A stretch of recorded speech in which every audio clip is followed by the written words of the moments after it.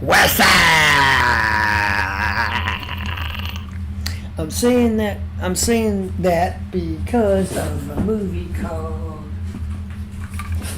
Scary Movie and Masters of the Universe. This is the select merchandise that I bought over this weekend.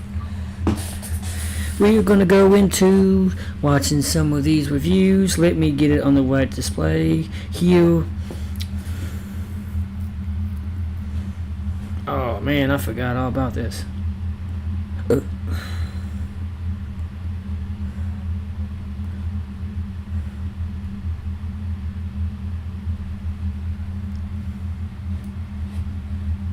Alright. So I did make a playlist. I watched Yeah, I know this dude Zafty is obsessed.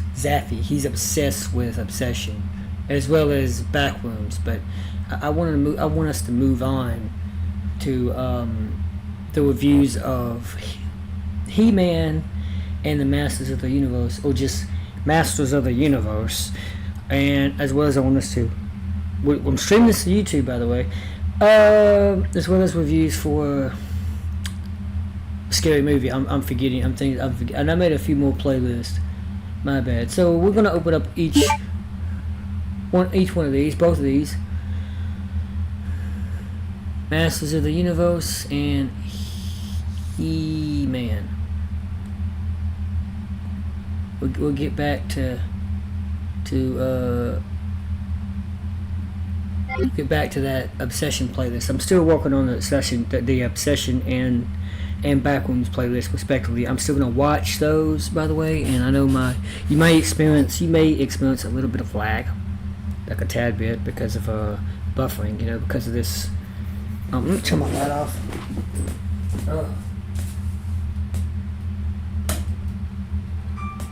Okay.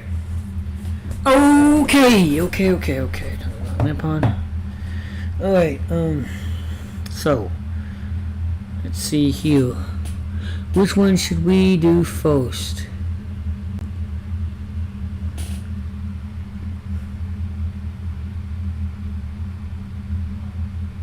No.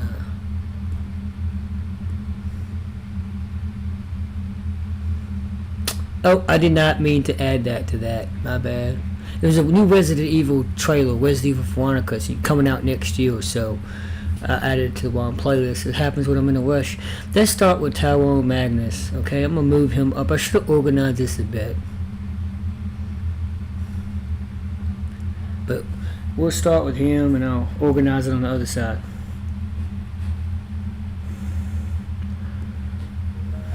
What is happening, Magnesite, son?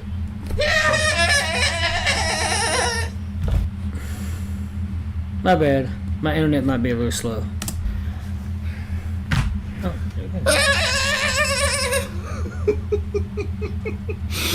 All right.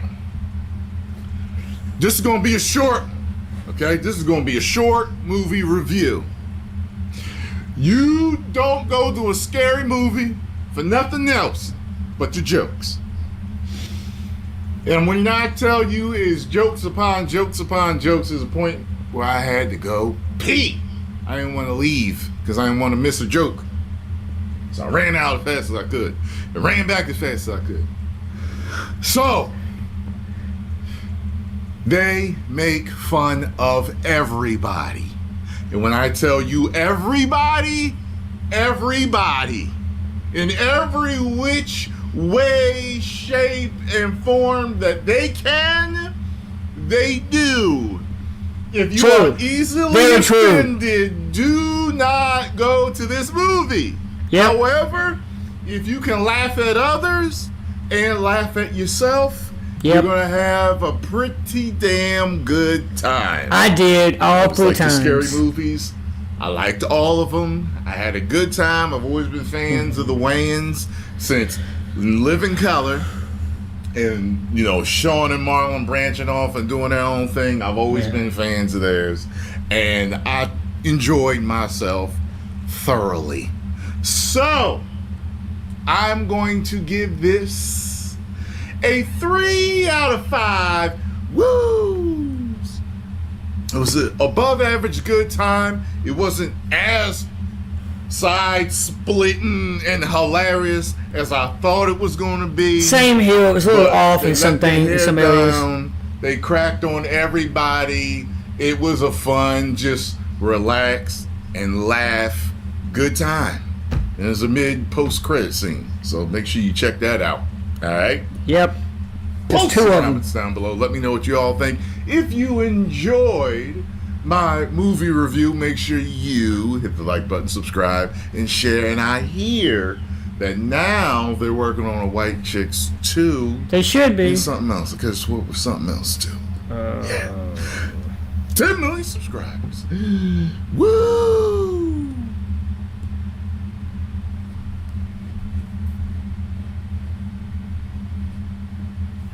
All right. I just reorganized this playlist, so I'm gonna start it how I want to start it. I'm gonna go with Film Threat, and I'm gonna copy each URL as I go. Right? Let's make sure I'm playing it right. Let's talk about Scary Movie 6. This is the 6th film in the series. And let me just say this. The trailer was awesome. Yeah. Some really Correct. solid jokes. The posters have been amazing. Okay? Yeah, They're they all are. parodies of recent horror films and recent movies. Let me show you real quick what he's talking about before we get into it really. Alright, I was looking at this the other day. Look, okay. Of course you probably know this one, right? Let it load for a second. Let it get out of this. What here you can see it full screen. Actually, I think I can tap full screen, huh? Yep. You've got, we see this one. I probably have to scroll into this. Never mind, I can't do that. Anyway, yeah, you got Doofy, the Scream character, the Mask character, some of the OGs from the first 2 movies, the brand new guy. That's why he's free, because he's kind of new versus everybody else having a price tag underneath their head. And of course you got the Cindy, and you got the new one. I think she's a Wayne sister. This is of course in Spanish. I think the English version is. That's Marlon Wayans. I think he's the character. He's the Scream character himself. Oh, it is Scary Movie 6. I just now caught that. The VI. The Roman numerals. Yeah, that's. Then you got. Ain't You Glad I'm Back? Ain't, because of the ant and weapons that turns out to be the real killer, making all the kids possessed. It's just pointing to the killer, the Ghostface killer. And I'm trying to. There's so many of them. I'm not going to show them all. I just want to show the poster ones. Where are they?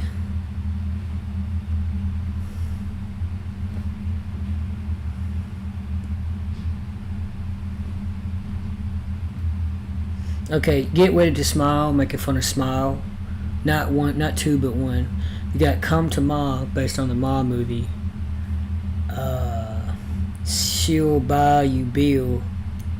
And then the one you just saw, sponsored. Propel, Hee Hee, scary movie, kind of like Michael. And they have a little Jerome segment in the movie. Sinners, Let the Sinning Begin. They make fun of that. And when you say make fun of, they basically, like Tyrone said, they make fun of everybody, every film. And it's just hilarious. It's really, I'm trying to zoom in and see it. Making fun of the woke culture and the anti-woke culture alike. From Get Out, it says Get Off. They asked the director of Get Out for a sequel, and he said nope. Like the next movie he directed was called Nope. Then there was the weapons one. Last year at 2:17 a.m., Anna Faris tripped while texting and accidentally agreed to another one. Anna Faris plays Cindy. Cindy Campbell, by the way, because Naive Campbell, she plays the Cindy in the Scream movies. So yeah, there was that. FYI, and of course you won't find any substance here. No substance. And what else do we have? Oh, back rooms. What happens in the back room stays in the back room. Back room meaning like, make sure the door's locked back, like behind the scene kind of thing. But they probably just caught that, so it's not in the movie, but they had to put that on the poster because of back rooms. As a matter of fact, a part of their campaign, their trailer campaign, was releasing recent trailers that were of recent movies, such as Michael and now back rooms. They should have did an Obsession one, I think. They're using other films' popularity to, because we got a bunch of scary, not a bunch, we got quite a few scary movies coming out during the summer, because it's June, it's summertime. Yay! And now we got a scary movie out this summer, because they always come out in the summer when they were released, starting with the first one. And then we got one that said, "Yup, the strategy is brilliant." You'll probably hear that from one of the viewers. And this is from that movie with you know the movie, I think Midsummer. Yeah, Midsummer. It's gonna be lit. Shit, son. Ooh. Anyway, and that's the Spanish version. I'm woke, so I am broke. Cause go broke, go woke, go broke. Meme stuff. Hell, nope. Got Doofy. This guy's a Wayne brother. Do some half gay shit. Watch his half gay. Can you mind yet? No. And the famous poster. Anyway, so that's what he's talking about. Let me do F11 again. Get back to Chris Score. Oops, wrong tab. Wrong tab.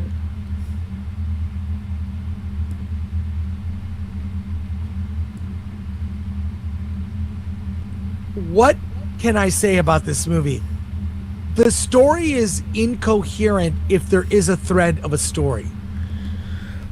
Alan, why don't you tell me what the story is? I'll tell you if I remember. It was so incoherent. It was like everyone on the set was high. It was here's the 26 years after outrunning a suspiciously familiar masked killer, Shorty, Ray, Cindy, and Brenda find themselves targeted by another mad slasher. Look, it's a parody of Scream. It's the same old story. Pretty much. That's the story. I sat there and barely laughed. And I'm no elitist. Give me raunchy humor, sure. Give me dumb humor, I'll take it. This was just plain bad. You're the comedy guy. Alan, you perform comedy. Yeah. Improv. I want to hear your thoughts, but I would not use Alan as a reference. I was so checked out. I can't believe I was bored with this thing. And it felt long. Even though it's only an hour and a half, it felt long. Yeah, I would point you to the interview I did with David Zucker, because we talk about the problem with this movie. It has to have a story. This movie was basically a cobbled together story to justify a series of gags that they had written for the entire film. And granted, you probably didn't laugh, but I did laugh at some of the jokes, and some really good laughs too. But really, what were they? Because the one where it's like, don't go back, there's no one there, and she says, no, my gardener, my this, my that are there, and they said they're not there anymore, and you see ICE agents. Okay. Of course he'd laugh at that. The opening scene where Tiana Taylor, she's the opening celebrity. All right, that was says, funny. She says, she just yells out because she's talking to the guy, the Ghostface. She yells out, "I'm black," and then everyone in the restaurant, all the white people in the restaurant, start hiding their jewelry. That's that. All right, those are two really good jokes. I like those. Black. It's funny. It's the racial ones that were the funniest. But in terms of this, you know, the whole idea is that the OG gang is back and that they're ushering in a new generation of stars for this franchise, which, granted, I think they took the right approach to that as to how they view that. I won't spoil that for you, but you know, there are two movies here. It's basically all the stuff with Anna Faris, and then all the stuff with Marlon Wayans. All the stuff with Marlon Wayans is mostly the black jokes and the marijuana jokes, and then the Anna Faris stuff is basically the horror things.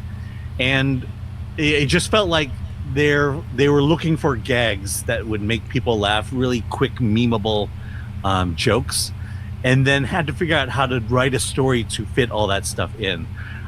There's a Sinners parody in there that just out of nowhere, and doesn't, you know, I don't know why that scene is there, other than the fact that they wanted to do that scene, and the scene was okay.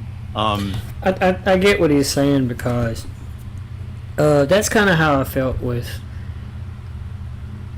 parts 3, 4, and I can't really call them parts, but movies 3, 4, and 5. It felt like with each new installment, if you will, they kept trying to fit all of these gags, as he says, into a movie with barely any story. Like, they had a story, because there's always got to be a central plot. Like the first Scary Movie that came out in 2000, right off the turn of the millennia, it had the Scary Movie as the story, you know, the masked Ghostface killer. Then Scary Movie 2 that came out, I think, 2001, a year later, it had the whole haunted house story. I think it was House on Haunted Hill, if you will, about the house being possessed by these evil spirits, the people that died and whatever, and they included other they would inject small bits of different movies, small memeable bits. Back then, memes weren't known as memes; they weren't called that. From different movies, they did the same thing in Scary Movie 1. They did the same thing they did in 1, they did in 2. They repeated in 2, and both were like, those are the best movies of the franchise. That's kind of the reason why they only reference those 2 movies, except for a little bit of 3, and very mildly 4 and 5. But they really use 1 and 2 because of the whole screen, because and that's why they call it. They call this a rebuke, like kind of like how Scream 5 had requel as the world, a sequel that's also a remake. It serves as a remake, but yet a sequel because it includes the OGs with the new people, the new generation. This one did just that. So this one is using Scream 5 as its main plot, but also injecting multiple memes from various scary movies, such as Sinners and Weapons, and I didn't see anything pertaining to the Squid Games. Oh, also Smile, and very briefly, I think they did one with, of course, yeah, I already said Weapons. They did one with, well, you'll see later. Anyway, yeah, that's what he's talking about. They do that. I'm starting like Jimmy on what's it called, South Park. Also, my I guess I'm getting way too tired because I gotta get up early. They were writing the Jefferson song. They're singing the theme to the Jefferson. Yeah. I thought that was funny, but it was like, well, what does this have to do with the rest of the movie? And that's the problem with it. You know, if you go in with the mindset of, I'm just gonna see a series of memeable jokes, that's what this movie is. And to me, that's not enough to want to see this movie. Well, now I will say I was not high or drunk when I saw this movie, but I think I should have been because I think just like Back Wounds and Obsession, this movie is more targeted towards a younger audience, such as Gen Z, just like Scream 5 was. I would have liked it more. I think I would have liked it more. But I did not. I can't recommend. It's funny because, and I'm going to show this real quick. There was merchandise that I asked AMC Theaters about this. So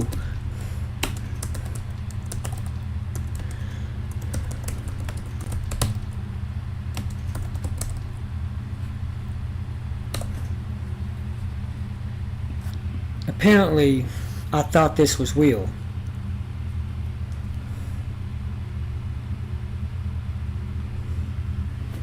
My internet's not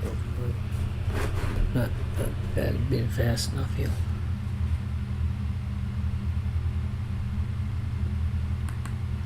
It's disappeared. Yeah, I know you get through a phone from WhatsApp, but I'm really talking about this one.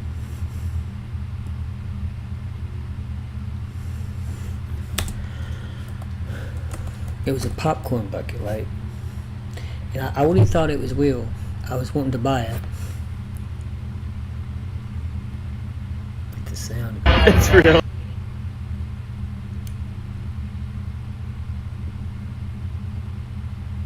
So I'm currently at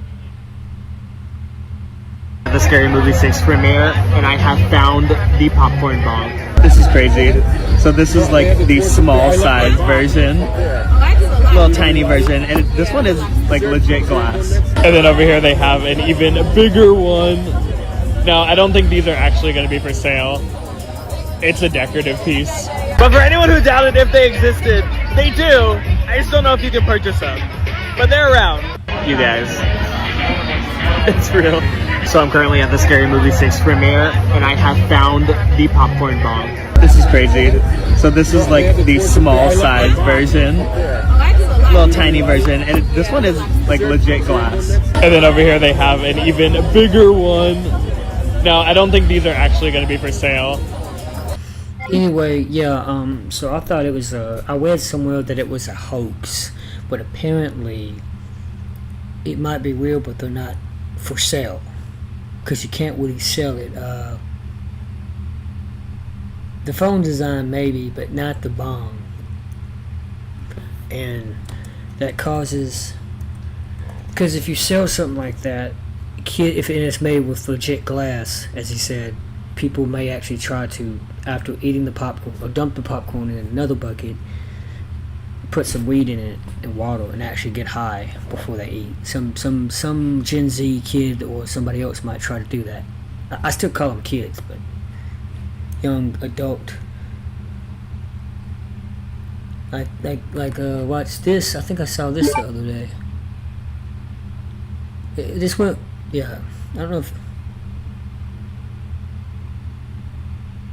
Movie popcorn bucket. It turns out it's not real, and the actual popcorn bucket is so much worse. In case you're not aware, Scary Movie 6 arrives in movie theaters today, and despite its poor Rotten Tomatoes score, it's eyeing a projected $45 million opening. So the hype for this sequel is real, and part of that is thanks to its smart marketing campaign, which included this hilarious and very clever popcorn bucket. This thing went viral a few weeks ago, but sadly, fans will not actually be able to buy it in theaters. It was made as a joke, basically, for marketing purposes, and is not widely available for purchase. The real popcorn bucket is an old school cell phone calling back to the first movie's "Waz Up" gag. Which is fine, I guess it's kind of cute, but it's not nearly as funny or eyebrow raising as the other one. And I kind of wish that Paramount's marketers had fully committed to the bit of the previous popcorn bucket and at least tried to get it into theaters. Anyway, speaking of popcorn buckets, did you see that the Odyssey's popcorn bucket is going to be an IMAX camera? Seriously, props to whoever came up with that genius idea. They very easily could have done the Trojan horse, but everyone knows Chris Nolan is obsessed with IMAX, and that IMAX is a big thing with the Odyssey. The entire movie was shot on new IMAX cameras. So of course fans are going to be thrilled to celebrate IMAX with that popcorn bucket. Really smart move on Universal's part.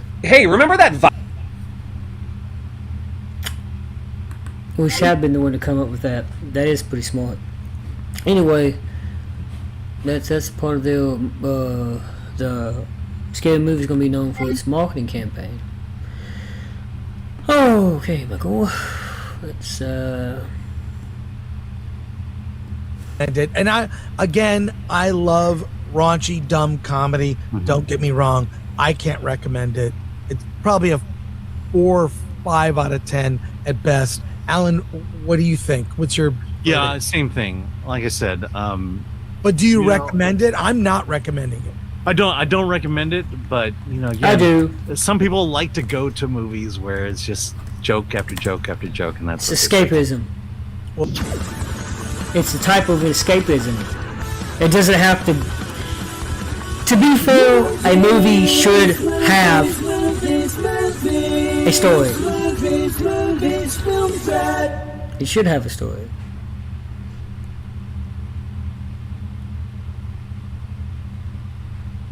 I want to increase the volume a bit. It kind of sounded low.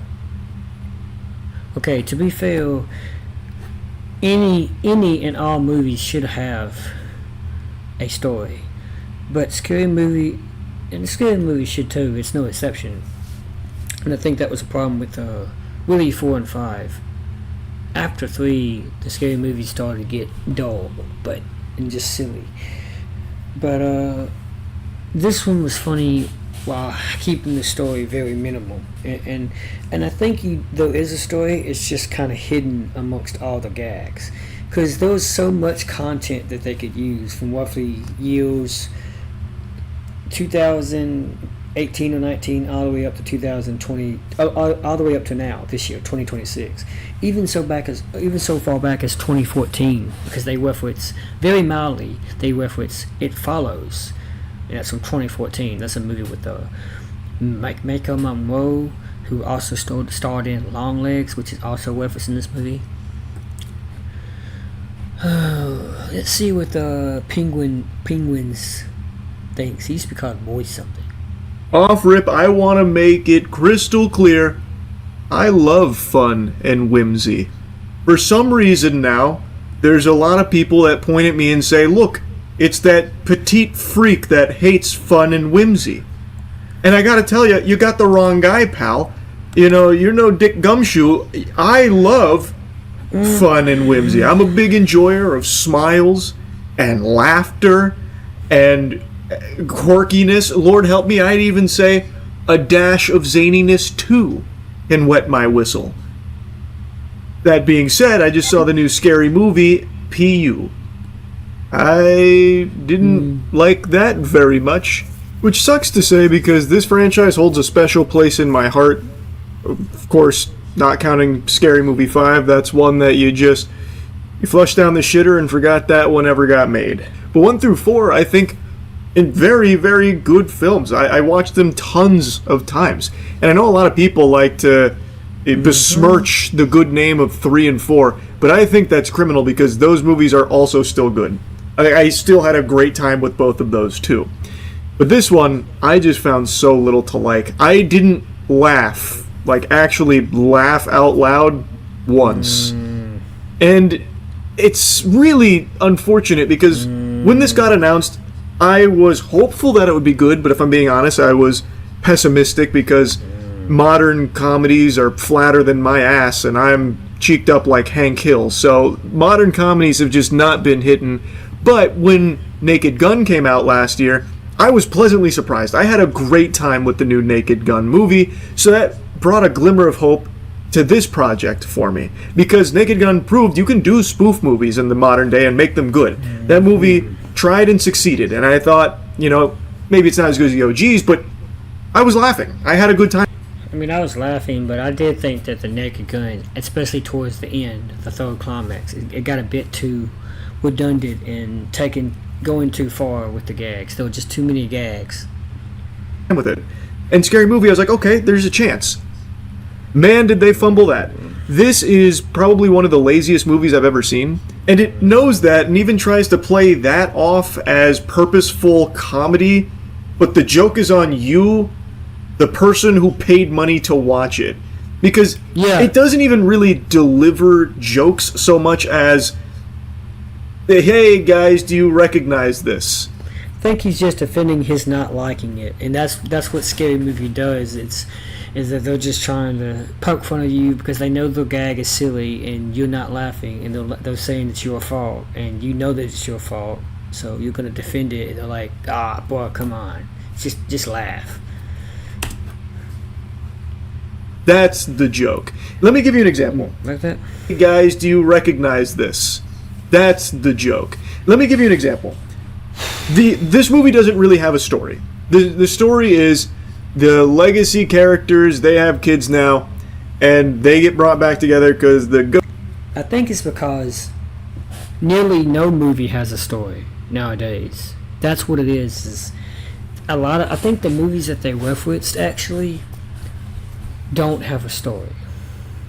As a matter of fact, they do Sinners twice. The reference movies that are really stretched out, that really get enough screen time, or even repeated a second and a third time, really, that no one's repeated more than 3 times, really. They're the ones that have a story, because we all know that Sinners had a story. But Weapons was only referenced really once, because its story was kind of a little bit convoluted and hard to understand. That's actually why the character Brenda talks about It Follows, and how Anna Faris's character Cindy said nobody watched that because the story was hard to follow.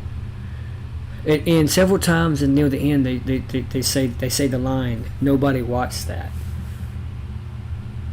Even things that I didn't see, such as Anthony Anderson's show or whatever. And I think that's what they're poking fun of. They know that you're not really going to know what they're talking about because they felt the same way. Nobody watched that shit. Space killer is out there killing, and now everyone's teamed up again. That's established in the first 20 minutes, and they're all together again. It then spends the next hour just giving you a montage of fucking Saturday Night Live skits. And I'm not really a fan of that style. Now, I'm sure there are plenty of people that are. In my theater, there was like 3 dudes that were laughing like audibly. It was a pretty full theater, and there wasn't like a ton of like, actual belly laughing, but there was like 3 dudes that were having a fucking amazing time. I'll tell you that much. So like, it definitely is someone's cup of tea, just not mine. And like, let's take Scary Movie 3 for example. I actually really like Scary Movie 3. And even though that is clearly a storyline that's very silly, it's a storyline that is still telling you a story. There's characters, there's a plot, and even though the characters also don't take it overly serious all the time or anything, it is still something that is substantive in the film. In this, there isn't even that. They get them together, and then it is just a montage of like, here's our characters in... Very much like Scream 5, which is the main story. In this horror movie that you recognize. And sometimes they don't even add jokes to the horror movies that they're making a parody of. Like example, there's a scene with the Terrifier Mall Santa moment. And they just kind of do it exactly the same. The difference now is the kids' presents have severed body parts.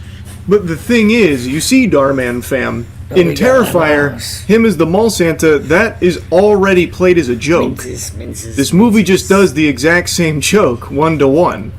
The only thing they change is the presents, their body parts. Okay? Him as the mall Santa, that is already played as a joke. This movie just does the exact same joke, 1-to-1. The only thing they change is the presents, their body parts. Okay? I guess it doesn't add anything to it or anything, and it also goes for far longer than it should, and there's multiple instances of that, where they'll take... Any scary movie that's made by the Wayans brothers is going to reference a bunch of different things. And clearly the mall scene is the most memorable thing of Terrifier 3. Because what did he do? He basically delivered a bunch of presents to the kids, and wouldn't you know it, the damn presidents have bombs that blow up the kids, and we now see bits and pieces, body parts of kids.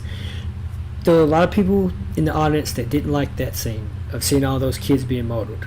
That's what they're referencing, except for the parts being the parts of kids, they're the parts of adults. So it's the opposite. They're poking fun of it without doing the same thing. They're not trying to necessarily repeat what it is, but just reference it. Take something that was already comedic from the horror movie they're parodying, and they just do that scene. Now, that's not to say all of them do that, because there are moments where they do try and inject humor into some of the stuff. I just don't think it lands most of the time. It's just very, like, dated. It lands. It doesn't land because you don't get the reference. You don't get the joke. A joke is subjective. Matt Walsh said this a long time ago. I think it was either him or Ben Shapiro. They said the joke has to have reference, or it has to have some. You have to have something to. You have to be able to understand where it's being pulled from. What does it mean? What does it reference? Like Paul Mooney, how he referenced Michael Jackson. You know, you're not paying him in Neverland. You work here and never ever get paid. Or how, you know, Michael's not a pedophile. Oh, he is crazy. The nigga X-Files. Every time I see Michael, I go, Scully. Scully. Scully. Nigga's X-Files. He's talking about his skin, the surgeries, and how cuckoo Michael seemed to be at the time. But he was never a pedophile because, you know, people kept saying, like, he touched their kids, you know, you're going to hold this for 20 years. So I'm the judge. I'm locking the door. You're all going to jail. That's what Paul Mooney said. I'm the judge, I'm locking the door. You want to hold this for 20 years, you're all going to jail. Because he said, you know, Michael, that nigga wouldn't even take his glove off. Talking about he got nigga to touch the kids. He wouldn't even so much take his glove off because of his vitiligo. The point I'm saying is, comedians know this. Those jokes have to have a reference. If there's no reference, they can't even joke. That's the point. And he's trying to say, Mr. Penguin here is trying to say that there's no reference. The very, very, like, morsels of a plot in this film are based around Scream 5. Scream 5 was 2 fucking Screams ago. And a lot of the references they make, that happened years ago. Let's see how far Scream is. Let's see. Scream 5. I'm gonna do the number. Bro, that was 2022. That was 4 goddamn years ago. Come on, man.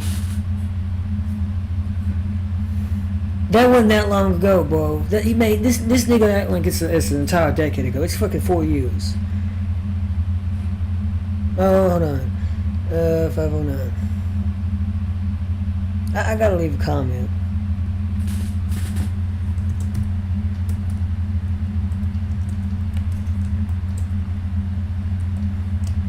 Put it in parentheses because we all know.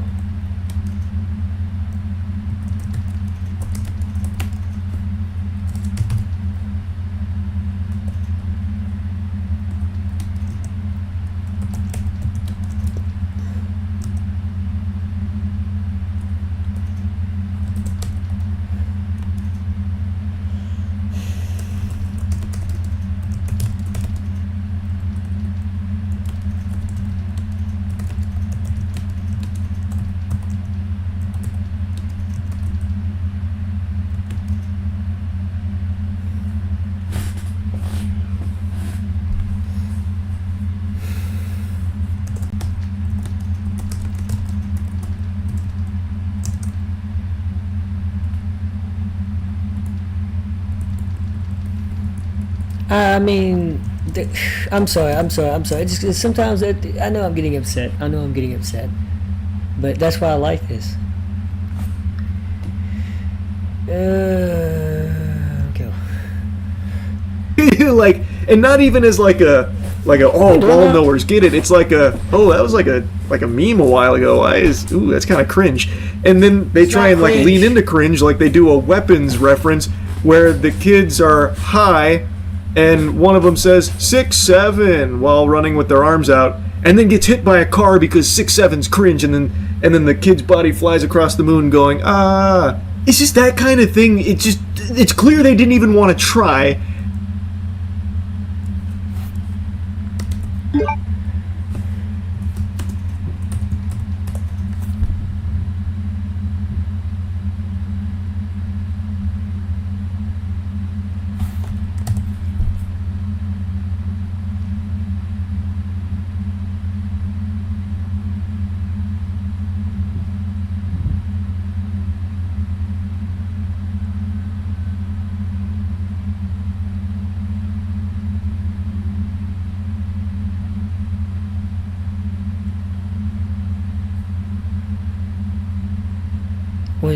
when users pair the audio with basketball clips of the 6'7" NBA player LaMelo Ball, kids now yell it's when there's a joke. So, what Scary Movie is trying to say here is how certain memes we're all not going to understand. I even had to look up what 6'7" meant. That's why it's done briefly, because nobody knows that shit. Nobody watched that shit. Nobody knows everything. You're not going to understand every single meme. That's why we have what's called the internet, or actually the web, that uses the internet to look shit up. That's why we got phones.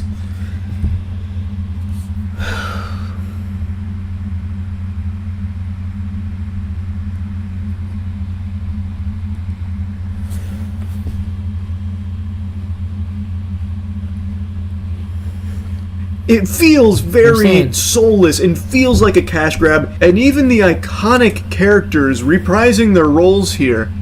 It doesn't sound like a cash grab when actually they reference something such as 6'7", because you don't even know what that means. They're actually relying on you to not know what that means, because they probably didn't know what it meant. They probably just called random and like, okay, include that because we didn't know what it meant until now, and they don't know. The audience is not going to know. They don't get pretty much anything to do. Some of them are killed off almost immediately. It feels very underwhelming Really? and just very disappointing. And it also confuses being meta for being comedic. I would say the bulk of the jokes that it tries to make are just like fourth wall break, talking to the audience. Like, anyone remember in Scary Movie 1, or they'll even just directly Yeah, that's kind of funny. say, like, it's because of Scary Movie 3 and Scary Movie 4. You know, we didn't make that one. And that's like the joke. Oh, they're referencing something I know. Actually, it's referencing because you might not know it, but a lot of the audience won't know it. For example, I kept wondering, why are 3, 4, and 5 so distinctly different from 1 and 2? Because when I just rewatched them, and when you binge watch them like that, you compare them. 1 and 2 are the most funniest because they are particularly adult themed with the sexual jokes. That's why they're rated R. 3, 4, and 5 are rated PG-13 because A, they had kids involved in the scenes, such as Cindy's nephew that was introduced in 3, you know, the whole signs thing, and also references to the Ring. And 4 and 5 had like the Grudge or whatever, but I digress. So there was that. Also, they wanted to target a broader audience. But with Scary Movie 6, they clearly wanted to be more adult themed, like they were with 1 and 2. They wanted to go back to the roots, like, you know, they wanted to go back to 1 and 2. So that's why it's rated R. That's why you see, you know, the body part scene of the Terrifier 3 reference. But they're not making a joke about it or anything. They're just saying it like, I get that. That's what I mean by being lazy. And another thing is, the marketing I saw for this movie, they were talking about pushing the envelope and how it's going to offend everyone. Like, it's really going to go hog wild. Everyone's going to walk away offended and upset. But this movie is squeaky clean. It is extremely inoffensive. And I'm not saying it needs to be offensive to be a home run or something, but if you're going to puff out your chest and brag about the hair on it, fuck your feelings. We're going to say what we want to say. Everyone's going to be offended. I'd expect you to, like, actually do that. The movie doesn't at all. But anyway, the movie just doesn't even really seem to try to build any laughs. It's Scary Movie, so of course you're expecting some, like, stupid and dumb stuff, but the Scary Movies have always walked a really fine line where the stupid and dumb is part of the charm. Here, it just feels like a crutch where it's stupid. It's supposed to be stupid. So, you're wrong for not laughing at it. I don't know. It just doesn't feel like it tried at all and just falls back on that, which is fine because it's going to work for some people. In fact, I know for 100% certainty it does, because there are people laughing during the showing I was at, and that's totally fine. But for me, I would have just liked more. I would have loved to see them actually give like a real effort here to earn some laughs and deliver something actually like of high quality, as opposed to just being content fucking rapid firing spitballs at the wall with characters that are more interested in speaking to the audience than the other characters in their scene, or interacting or engaging with one another in any way that isn't just an outdated reference to something. They do some of like the most tired, exhausted gags, like So, I want to mention this because I've been browsing a little bit on YouTube to see which movie reviewers, and notice I put that in quotes, and you'll see why in a bit. These people are so-called experts. They know the industry, they know what they're talking about. Really, they're not. They just got popular. And I'm not being pronoun here. I'm talking about more than one person. I'm talking about the Critical Drinker. I'm talking about Gary Nordrotic. I'm talking about even Tyrone Magnus. But even though he's not really one of the bad ones, these people are called grifters because they're anti-woke, which at one point it seems like they are the heroes speaking for the normal audience, and you understand it. And it's not that they're right or wrong, it's their objective. They have an agenda. Just like the people on the far left have an agenda. Both sides, the left and the right, have an agenda. And you're not going to get an authentic, giving the pros and cons reviewer or critic, and they're different, by the way. There's a difference between reviewer and critic.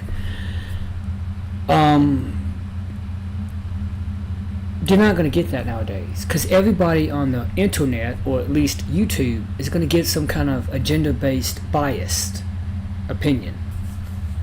They point out a bunch of facts, regurgitate a bunch of what you call slop, without giving you prime examples, which is what Penguin is doing. He's saying that this movie is giving you outdated jokes, or jokes based on outdated material.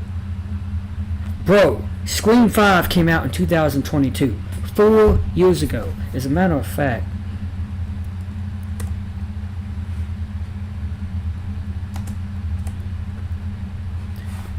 I'm gonna go back to that real quick.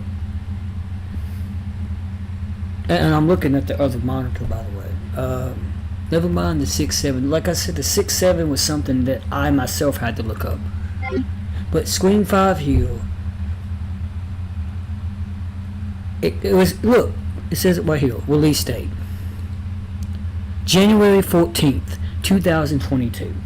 That is like, at the most, 4.5 years ago. Not even that. We're talking 4 years and 5 months ago. Okay? It's a sequel. Scream 6 came out a year later. 1 year later. The release date, March 10th, 2023. Its sequel, Scream 7, the last one, hopefully the last one, period, came out this past year. No, it came out this year. 2027. I actually forgot it came out this year. It came out just 3 months ago. I'm gonna say 3 because we're not even in the middle of June yet.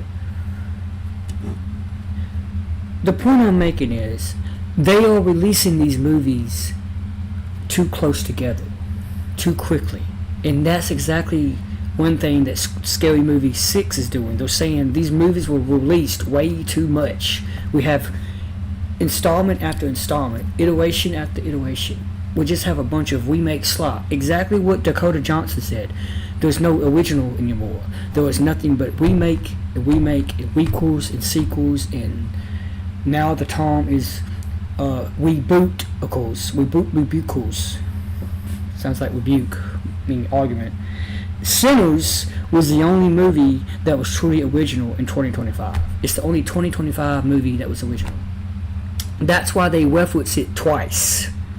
In the beginning and near the end.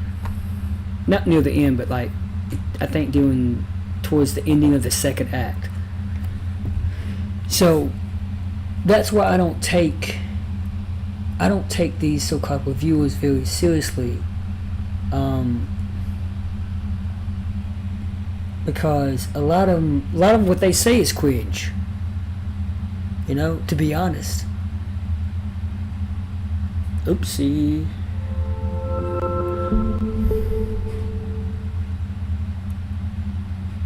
That's the second time that's happened.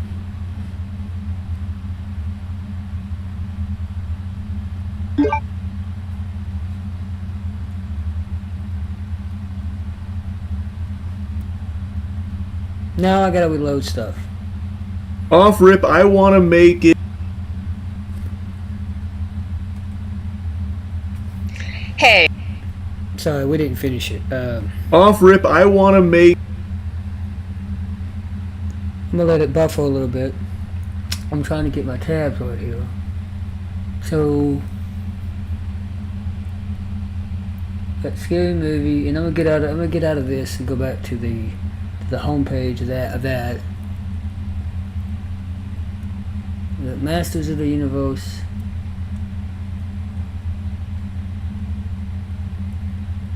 Damn it!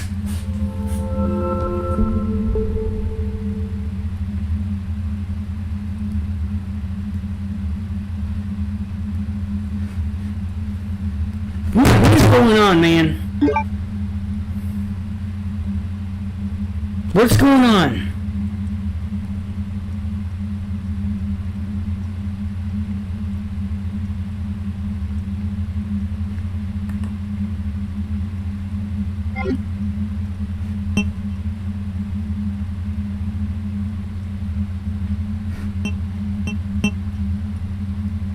Off rip, I want to.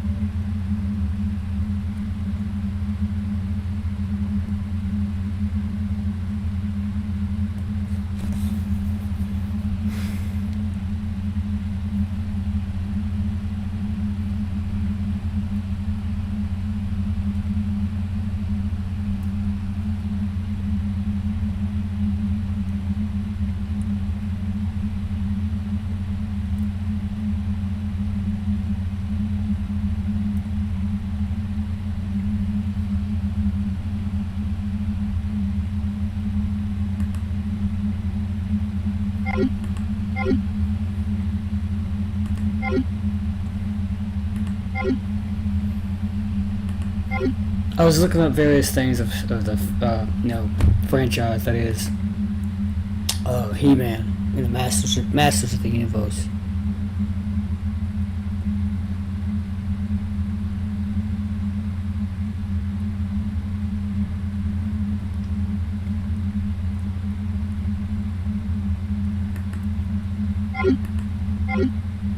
I gotta close out some of these tabs.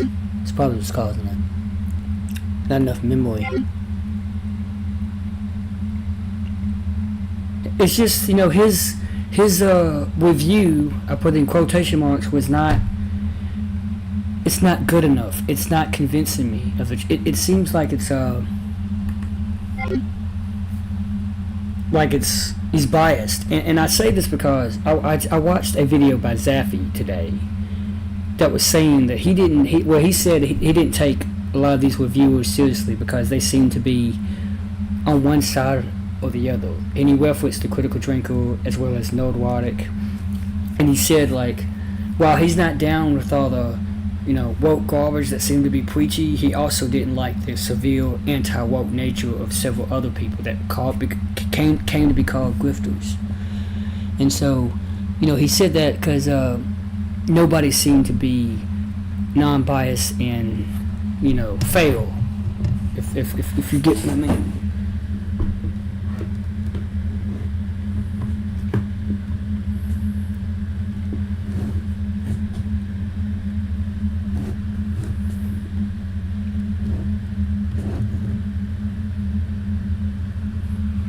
Okay, then. Sorry, making sure that my stand works.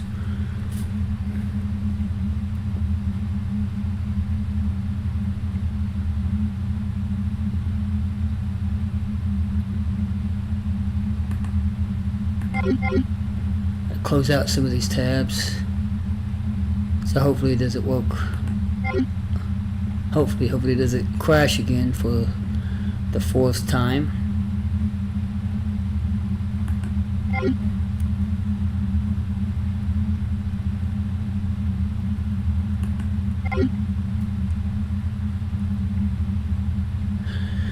Yeah, obsession is still getting. I said obsession. Obsession is still gaining traction. It's still very well loved, apparently.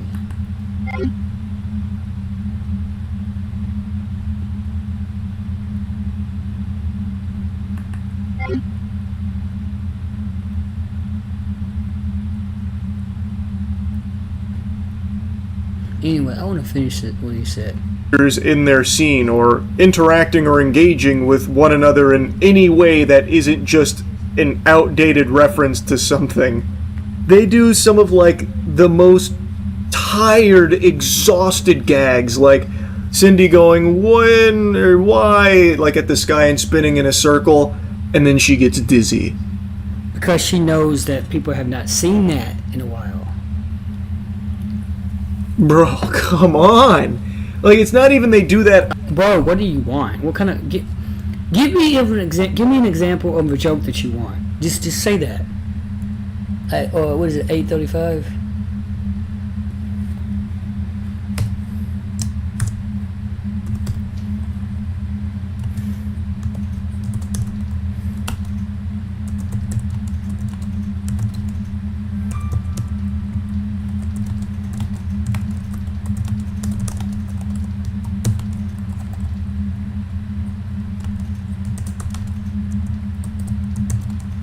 You can pause with it if you want.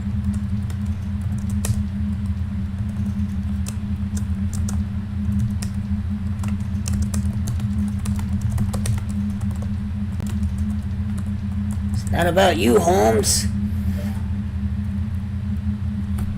It's really not. Sorry, but the movie is not about you. I just farted, by the way. I'm sorry. But it's not about you. It's not every movie is for everybody. Though it's subjective. You know, Chris Gore, a film theory, has said that multiple times.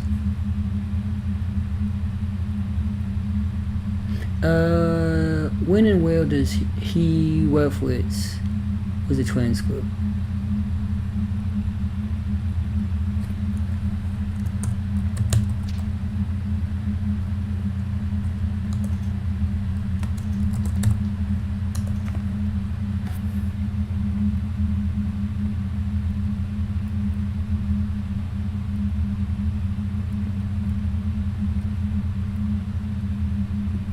The very, very, like, morsels of a plot in this film are based around Scream 5. Scream 5 was 2 fucking Screams ago. And a lot of the references they make... 4 years. So that's 509. So I'm just trying to put in the timestamp.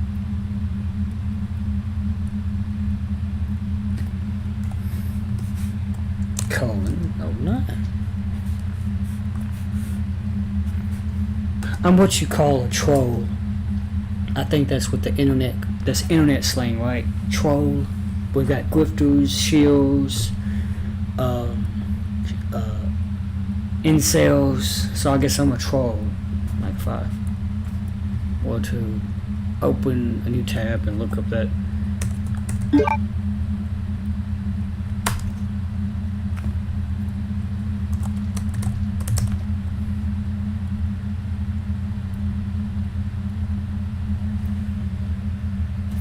An internet troll is a person who deliberately posts inflammatory, misleading, or offensive messages online to provoke emotional reactions, disrupt conversations, and harass others for their own amusement. Kind of like the Critical Tranquil.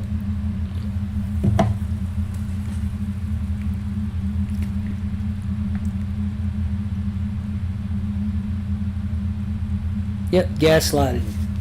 That's an internet Gen Z tone. They often dismiss victims' emotional responses by claiming their offensive comments were just a joke, or that the target needs to toughen up. That's what Scary Movie is making fun of. The very idea of gaslighting. No, I'm sorry. Shit.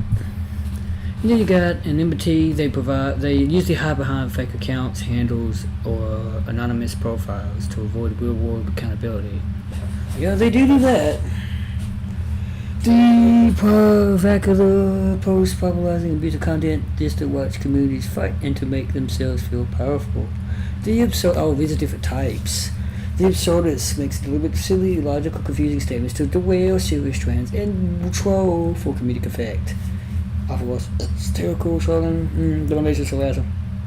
Directly targets individuals with personal insults or hate speech, often rallying others to join the attack. Called it pile-on or mob mentality. I guess I'm malicious because I have an issue with what's her name? Emma. She goes by the YouTube name, the handle name. I forgot what it was called. Spooky Astronauts. Her and another woman that goes by the name. Well, I forgot her name too.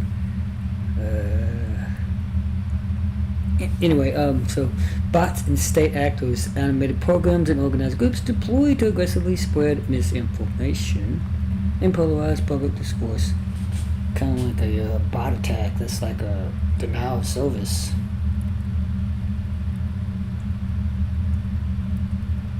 How to handle trolls. Do not feed the trolls. I'm gonna look this up later. Anyway, and finish. That happened years ago. Like 4 years ago. We're moving on. than the other characters in their scene, or interacting or engaging with one another in any way that isn't just an outdated reference to something. They do some of like the most tired, exhausted gags, like Cindy going when or why, like at the sky and spinning in a circle, and then she gets dizzy. Bro, come on. Like, it's not even they do that ironically. That is just one of their jokes. It's not as like a ironic, satirical take on that trope. They just do that. And they do a bunch of things like that. Like, I don't like shitting on it because, like I said, I really like the franchise, but this is just... He likes shitting on it. That's just how you know that what he's doing, you can call him out. If you didn't want to shit on it, you wouldn't be saying all this. As unenjoyable as 5 was. And I hate saying that. I really do. But they... as 5 was. I like the franchise, but this is just as unenjoyable as 5 was. I say it's better than 3. And I hate saying that. I not really 1 and do. 2. Not 1 and 2. Not 1 and 2, but 3. But I just don't understand why after all this time they wouldn't really try to put a lot of effort into making something good. Because they can. Naked Gun proves that it's not like it's some forgotten art. They did, bro. They literally just did. You could definitely make something great out of this. Anyway, I didn't love it.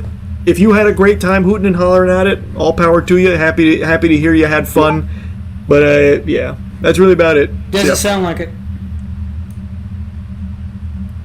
Hey everybody, today I am going to be reviewing Scary Movie 6. This was directed by Michael Tides, I guess? I don't care. The Scary Movie franchise was a series of popular parody films back in the early 2000s, and honestly, I was a big fan of them when I was a kid. First one I liked a lot, but the third one, for whatever reason, I watched it over and over and over again.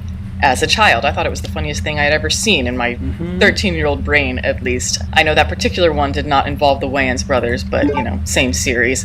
I didn't even know about that. there was the Wayans brothers. I stopped after the fourth one, after a lot of same series. I didn't know the Wayans brothers are reuniting with the sixth one, and they're bringing back several key members of the original cast. I can appreciate the sentiment behind that, absolutely. I just don't understand why the Scary Movie franchise had to be the collaborative project that they selected. Because these films, they are very zeitgeisty. It exists in a very clear corner of early 2000s pop culture, and you get the sense that most people feel it should remain there. And the hard thing, I think, about parodying a lot of popular horror movies today is that a lot of them are already very self-aware, self-referential meta. And so how do you find that entry point? A series like this depends on relishing in the lowbrow humor. It is not meant to be deep. It's kind of like very roll with the punchline sort of thing. It's crass, it's very silly, it's slapstick, and it uses a lot of that early stoner comedy stuff, again, from the early 2000s. And again, I think it has its place for a reason. But this one was really interesting walking in, because if you could have seen my face the whole time,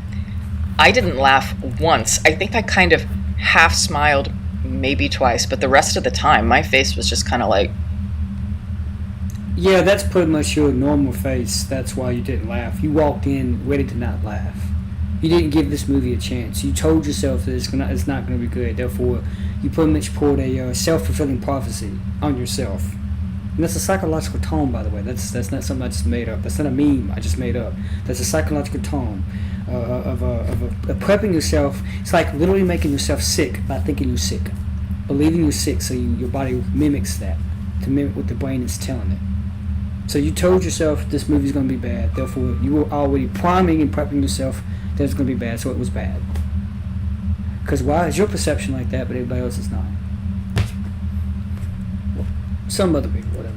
Yeah, and honestly, there were other people in the theater too. It was not much laughter going on. It was awkward. The problem is there's a lot of setups for the joke, a lot of references that we're supposed to call out, but there are no punchlines. There is no payoff to the joke. It's like we're throwing those like sticky things at the wall that you get from maybe the dollar store, so they're really shitty and none of them are sticking. Again, there is a struggle not only to understand how to parody the horror films, but to find a particular angle to the humor. So many of these jokes feel out of touch, and of course everything is in poor taste when it comes to Scary Movie, so that's not necessarily what I mean. I just mean that, Gen Xers, these particular Gen Xers who are in charge, it feels like they don't really understand how to relate to anything beyond their own time period when they were really popular. It's like they are always a couple of steps behind in this movie. When they think they're being edgy or touching a nerve somewhere, they're really not. A lot of the woke jokes, the trans jokes here, they feel very like 2021, 2022. They had a chance to do some fun things here. I think they could have definitely utilized Regina Hall and Anna Faris a lot more. And then Wayans returning as Shorty from the original film. I feel like they could have had a lot more fun with that, like the old stoner guy who's really out of touch, out of his element in this new era. But again, they don't go anywhere with this thing. There is so little cohesion to this story. They have this whole whodunit plot device that is meant to tie together the new cast of characters, which... every generation feels out of place with the new generation, and they did show that. They did show an out of place segment of this.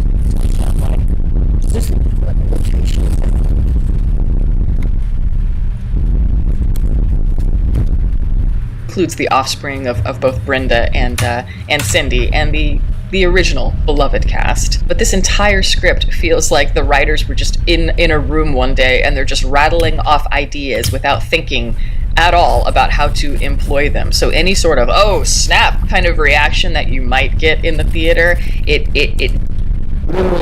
oh shit, sir. Never comes. It's soft, frankly, because it's either too out of touch or just too disinterested in modern times. This movie feels exhausting because so much is being thrown at you, and yet it feels like it is passing through you. All of the characters, the references. We depend, when it comes to Scary Movie, on a laugh a minute type of rhythm and energy. So if you don't have that quick timing, there is nothing to chew on here but bone. And you keep wondering, or at least I did, it's like, where is this whole thing going, if it has a point at all? What are the Wayans brothers trying to say with this particular entry, now that they have come full circle? But instead the climax is a bit of a cop-out, and the cynicism really comes through, because they quite literally decide, spoiler alert, sorry, but to burn the new generation to the ground. And it's like, rather than finding new and inspired ways to relate to the new generation or subvert the whole thing, it's like, nah, let's just burn it down. Because that's exactly how Gen X has been feeling about Gen Z. Don't try to relate, just point it to the ground, just point it to the ground. That's what Gen Z look. People like Chris Gordon, people like don't pretend that. If this movie came out during COVID or right after COVID, roughly, if it came out no later than 2022 or 2023,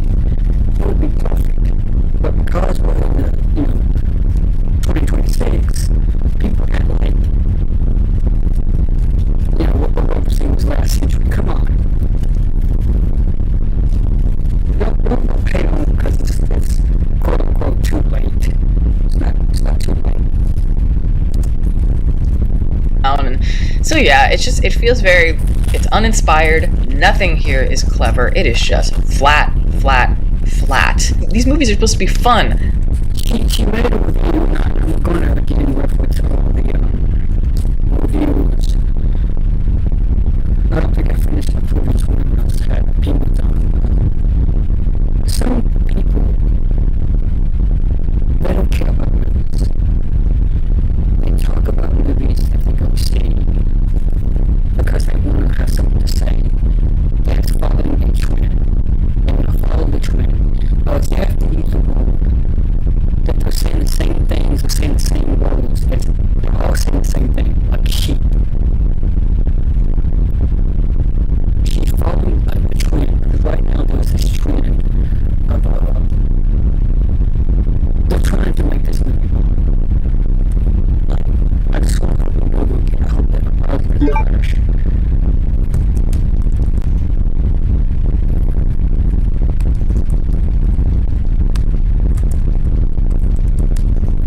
And we just want to look at the new.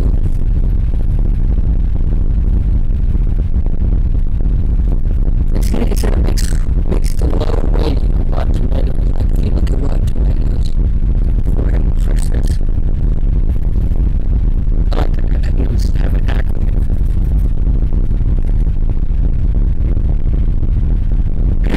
Yep.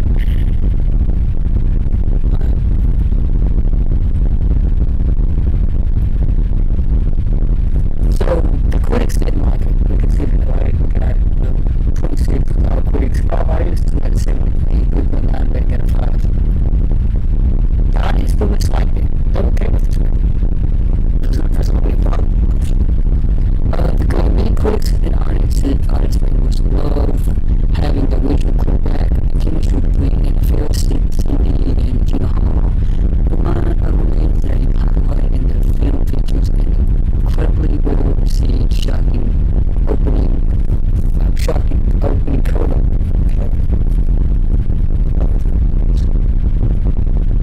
The bad reviews note that the joke to death ratio is low. Critics have pointed out that instead of people applauding this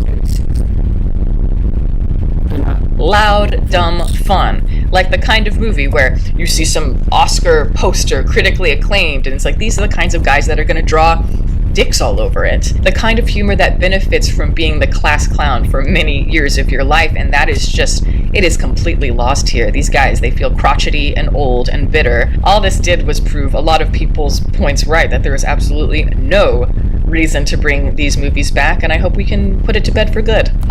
Sounds like she doesn't like anybody making fun of all the shit that we have to deal with when it comes to the horror period.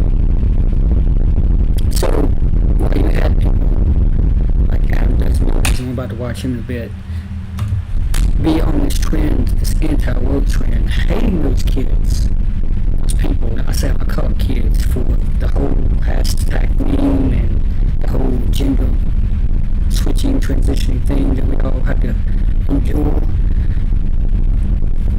Now she's hating on those very concepts. She's basically hating the same mindset that hated all that gender swapping and woke far left stuff that people like Ben Shapiro or Matt Walsh would talk about. Things that people like Brett Cooper would talk about, on all the YouTube channels. She's hating on those very things, but she's trying to sell it like the movie's making a mistake. When the movie is saying this is all the stuff you had to deal with, all this gender swapping and everything being a repeat, requel, and trying to knock the old people out of the way and take over, and what Scream 5 was trying to do, and now they're trying to bring it back just for nostalgia bait, movie clickbait, if you will. That's what they're doing. They're making fun of other people, and she doesn't like that for some reason. Obviously, I say skip this thing, but that is my review. Thank you guys so much for watching. I'm going to plug my website as always. It is deepfocuslens.com. I'm an artist. I do commission portraits, and I also still... I'm telling you, I really hate this whole trend of that's my review. Like I said, these reviewers, they don't really offer genuinely honest reviews. They're usually biased one way or another. Anyway, let's go into Hype Does Movies. Last year I saw a football horror film called Him and thought to myself, well, this is easily the worst movie I've seen Marlon Wayans in. That was until I watched this year's scary movie. More specifically, scary... Man, it's gonna be a little bitch right now. Okay,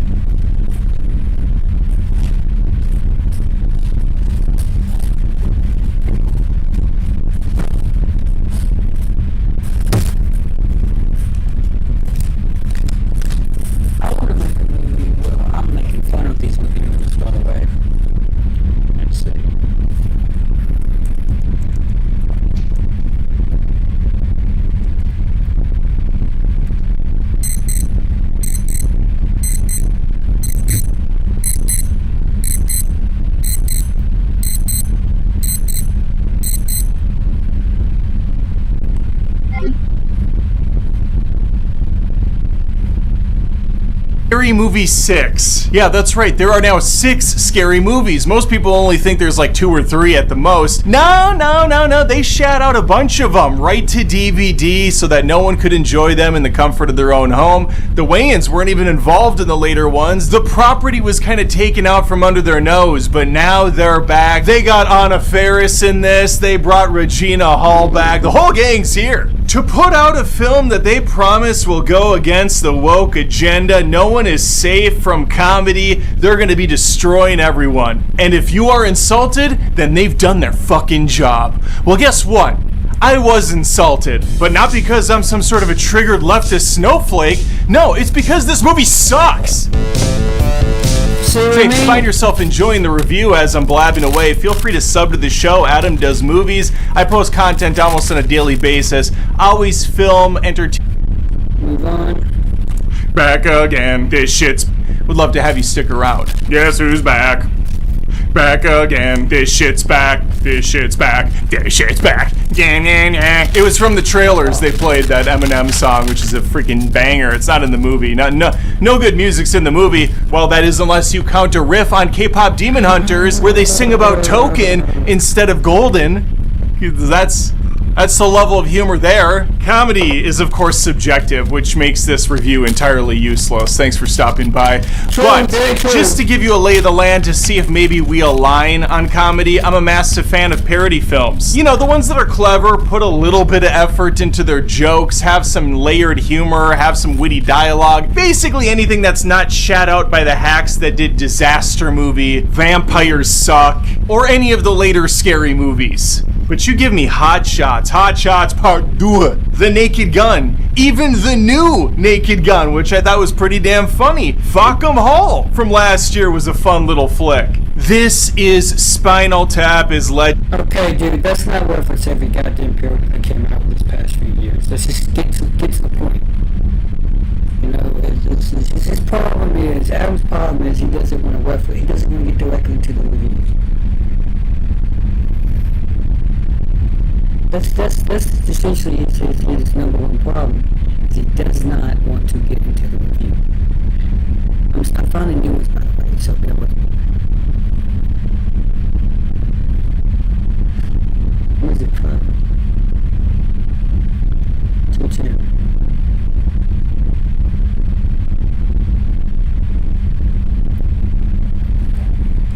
They all seem to hate it, and I find it funny when you get a lot of reviewers hating it. Because the algorithm just gives you related videos. Not everybody really hates it like they say. Not everybody hates it like they say they are, you know?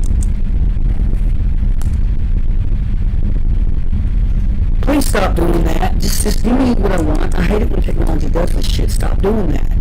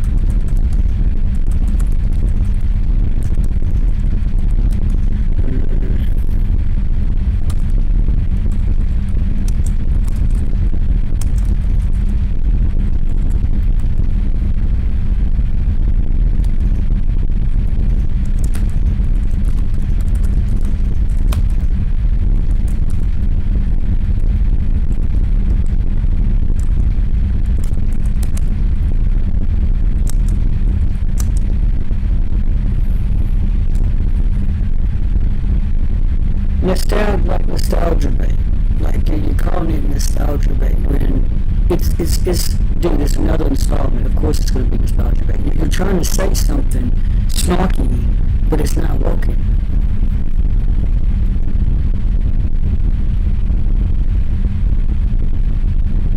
Like I said, I like to make a movie about these reviewers.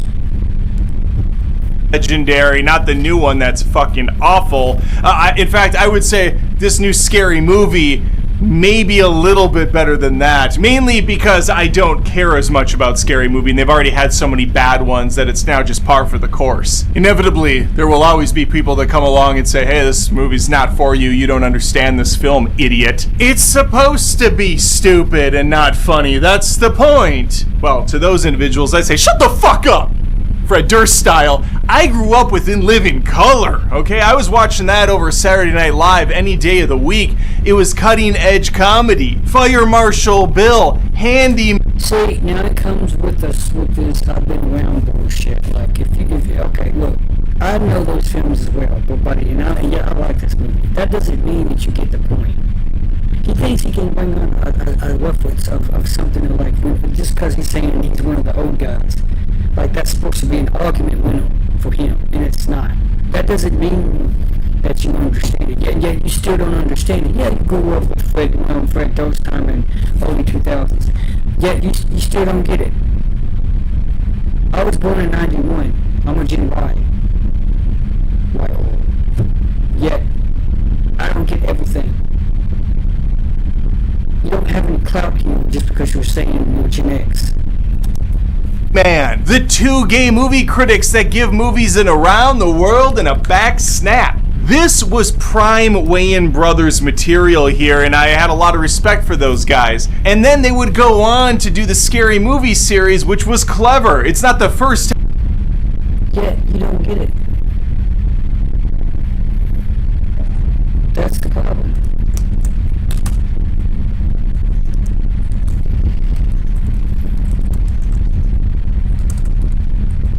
Gen X.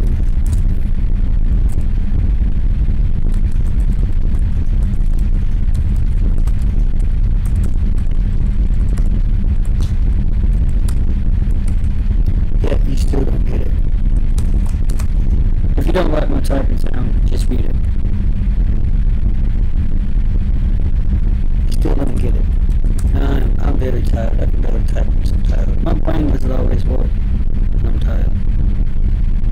Time that a parody's been done in the horror genre. We of course have the massively classic Young Frankenstein, and then there's also the lesser known by the same director, Mel Brooks, Dracula Dead and Loving It, which it's okay. There's some hilarious parts for sure, and Leslie Nielsen can make anything funny. There's some director, Mel Brooks, Dracula Dead, and then there's also the lesser known, first time that a parody's been done in the horror genre. We of course have, it's not the first time, they would go on to do the Scary Movie series, which was clever. It's not the first time that a parody's been done in the horror genre. We of course have the massively classic Young Frankenstein, and then there's also the lesser known by the same director, Mel Brooks, Dracula Dead and Loving It, which it's okay. There's some hilarious parts for sure, and Leslie Nielsen can make anything funny. The man was a comic genius. And so that intro really sets the stage for this one.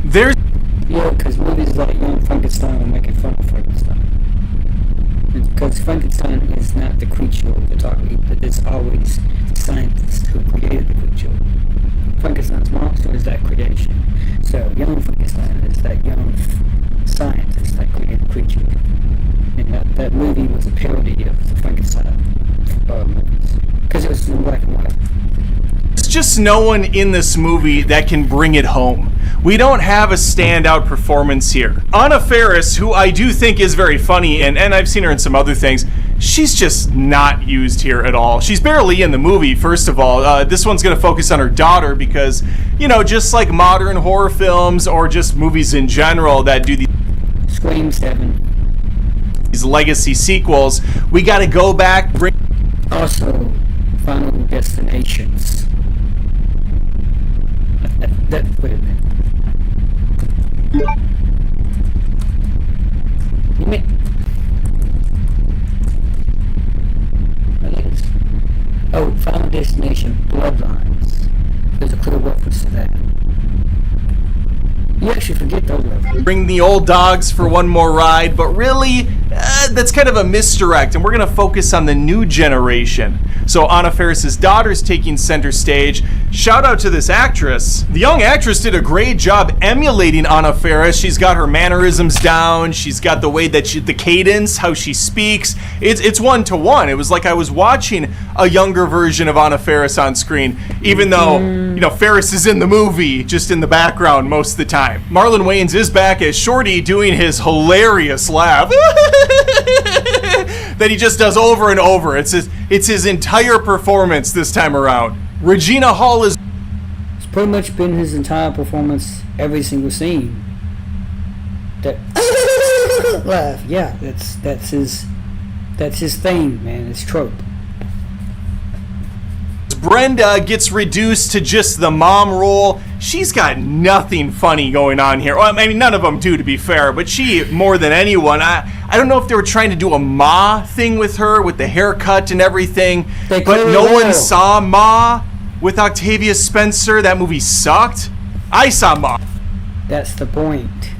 They know nobody saw that movie. dumbass. Sorry, I gotta call you a dumbass because you're being. You know what you're doing. You know. I'm the only one that saw Ma. And so she's just kind of there in scenes. But pretty much every joke and character is just an emulation of the first film again. You have the not so subtly closeted gay guy. Like how Scream 5 was an emulation of the first Scream. Who's constantly making jerk-off motions and hitting on guys. You have the return of one of the worst comedic characters ever put on film, Doofy. This character just sucks. There is not 1 ounce of funny in him. Robert Downey Jr.'s character in Tropic Thunder warned us years earlier, never go full retard, and he does here, and the jokes never... Well, not entirely, because if you go full retard, you won't know shit. Nah. He's not fully retarded because he knows how to ride a tricycle. Land. It's just... It's too bad to even be insulting in a fun way. It's just bad. The comedic timing in this scary movie is non-existent. They'll throw out random references to things either from a political standpoint or just a nod to a movie, but before you have any time to even really react to it, they've moved on to something else. I talked about layering the humor. That's what good movies do. Even in the new Naked Gun, there's a running gag where they're constantly getting coffee handed to them. At one point, Liam Neeson's driving in his car, going like 50, and a hand reaches through the window, and without even looking at the hand, he grabs the coffee, takes a drink, straight deadpan serious. That's good shit. And as the movie progresses, the cups of coffee get larger. Good to you. To the point where a guy's like holding one this big. It's a fun way to utilize a joke and keep ratcheting it up. What do we get in Scary Movie? I counted 3 different scenes where a person throws a liquid or a solid off into the corner, the camera pans over, and we see a mountain of it. That's the joke. All 3 times they've had a copious amount of whatever they were doing. The daughter's taking the drugs.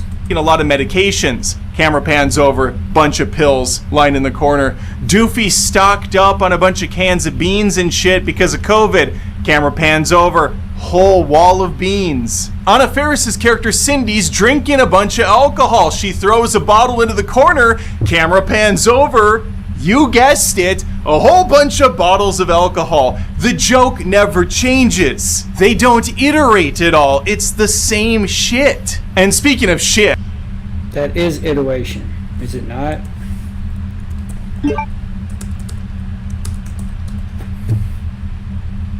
Repetitive process of performing a set of operations or procedures where the outcome of one cycle is used as the starting point for the next.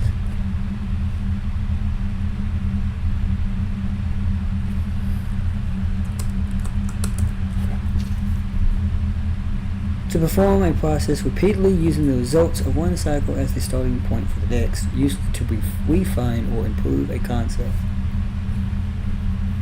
That is, they do iterate. This is obviously not highbrow. There is literal shit in this film where Doofy picks some out of his ass with his finger and has a woman smell it. Like, this is just, it's just so bad. And I'm not above dumb, gross out humor. I mean, my channel's called Adam Does. Like I said, he's not fully retarded because Doofy knows that people don't like that. He knows it. That's why he does it. He's aggravated. He knows it. If you know that what you're doing bothers people and you know why, you're not fully retarded. Not fully. Movies, I have a bit half retarded, but not full retarded, man. That ain't retarded. Where I fast forward 15 years through time and I'm like, jerking off invisible characters, showcasing a bunch of random shit. So I don't have a problem with dumb humor. I love it. I embrace it. But it has to have some sort of cleverness to it, or at least shake. So the thing about these reviewers, and I guess I'm going to use these bad reviews to showcase what these reviewers are doing, and I'm putting it all in quotes because they're not reviewers, they're just people like you and like me. Anybody with a microphone and a camera, I can't exactly show you my camera, they can Sorry, I had to turn it off though. I didn't want the fan to blow into the microphone. They can talk in live stream like I'm doing, or straight up just, as Adam did, record a video, edit it, and then later upload it to YouTube, aka post it to YouTube. You know, anybody can do that. You know, pretty much what I'm showing is just that. Them recording a video, editing it, and posting it to YouTube. Okay? The thing is the information they are giving authentic and objective, non-biased, and fair? Most of the time, no. Pretty much all of the time, no.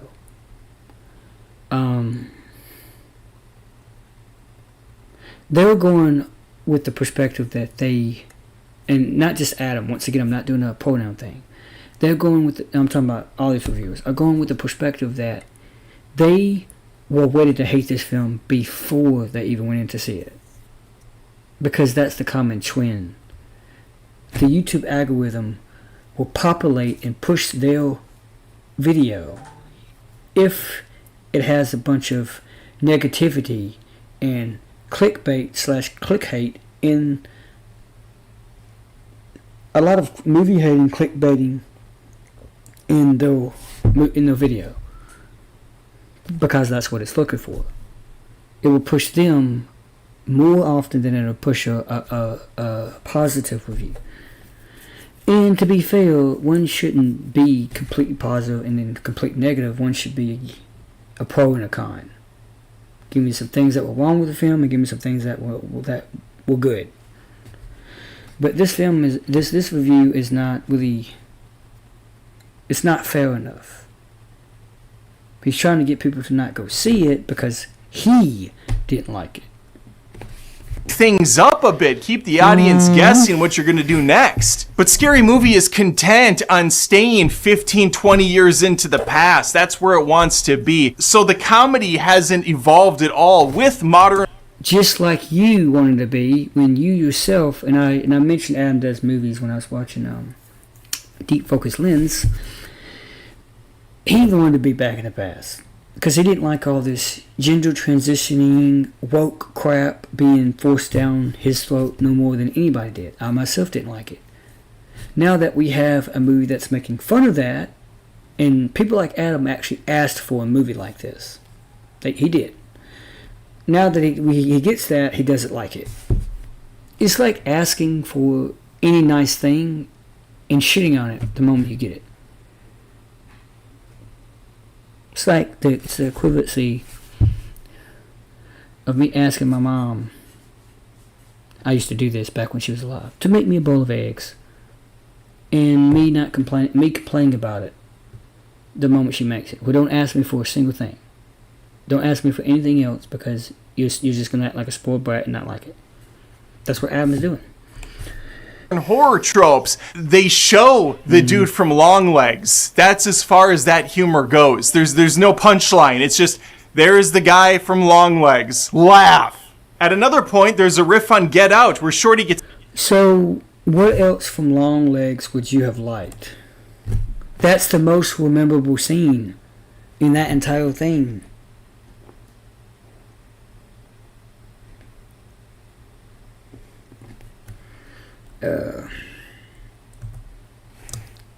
I don't know.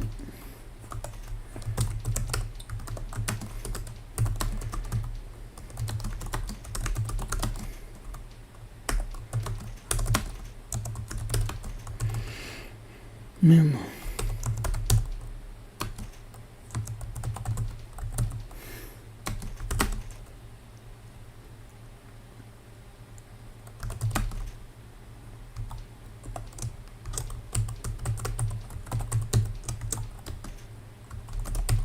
Movies.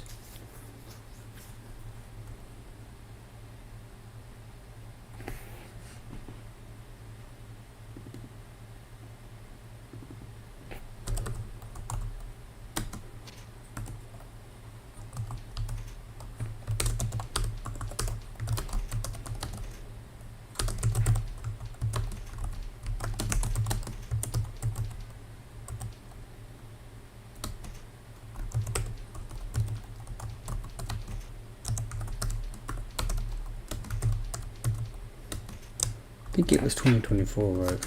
They should have did Civil War. Exactly, because it's not really big.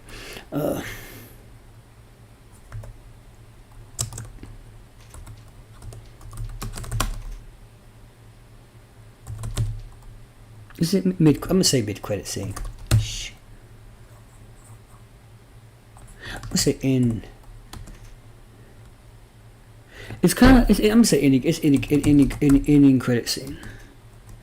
Hold on. I'm getting my goddamn keys mixed up, man. That's what I'm doing. It's like.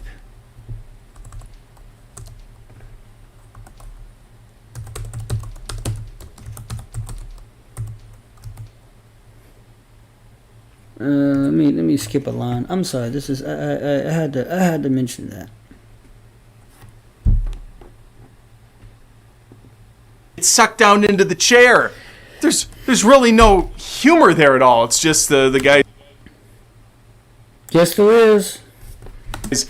Stirring the tea, and Shorty goes down under, and then that's it. That's the humor. The Scary Movies as they went on. 8:28.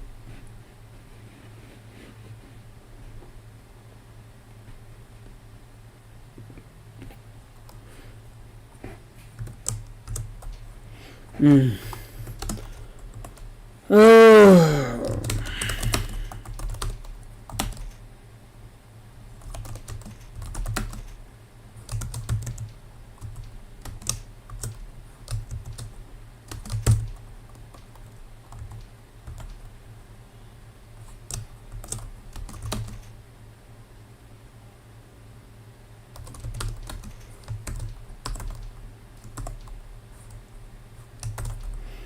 How do I do this again?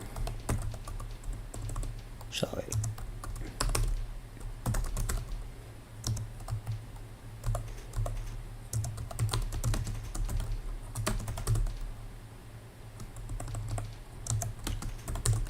Sorry, I got a typing problem.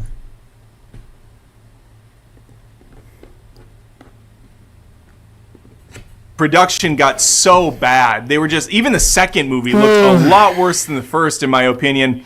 This one looks great. See? Nobody's going to agree with that, Adam. Nobody's going to agree with that. As a matter of fact, some really good lighting. You get some pretty visuals accompanying the terrible jokes. They did put some effort into making the comedy at least look good, even though it never lands. It's just a shame they didn't put this much effort into the script, because they really could have made something fun and different. So many years have gone by, and as I've stated, horror has evolved over that time. There are a ton of subgenres to play around with, but here we just have Shorty again, token with... And they have used those more recent horror films, like with the whole Backwounds poster. They just didn't use Obsession poster. They didn't use that. They should have, but they didn't. His buddies. Ray is still doing the worst job ever, acting like he's straight. Anna Faris is present. She's got nothing to do here. And whenever there is the attempt... She's literally parroting the mom in Final Destination's Bloodlines, clearly. As well as kind of a Scream 7 with the whole OG character defending her newcomer daughter. That was Scream 7. She even tells her daughter to shoot the killer, you know? She tells her daughter to shoot the killer. And that instantly reminded me of the moment when Sidney Navy Campbell tells her daughter to shoot him in the head. That's from Scream 7. And that came out in February of this year. To speak to a new generation with this character like Tuesday, for instance, which, not Wednesday, Tuesday, that's sadly one of the funnier things in the film is just that name alone. She's not even really Wednesday Addams. She just has the name, and the makeup's kind of gothic, but not really. And that's it. That's as much as they do with Tuesday. Because it's not referencing Wednesday. They're referencing Gina Ortega, who got known with Scream 5. Like she was in X, but if you really want to talk about when she came out, when people started to notice her, it was with Scream 5, both Scream 5 and 6. That's how she got the part of Wednesday, and Wednesday was because of Scream 5. That's the whole point. Once again, you're missing the point.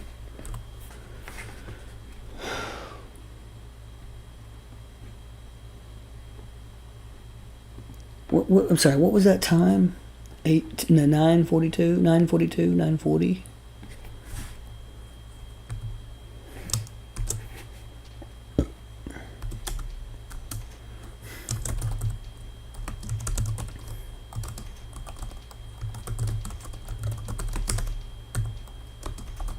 I'm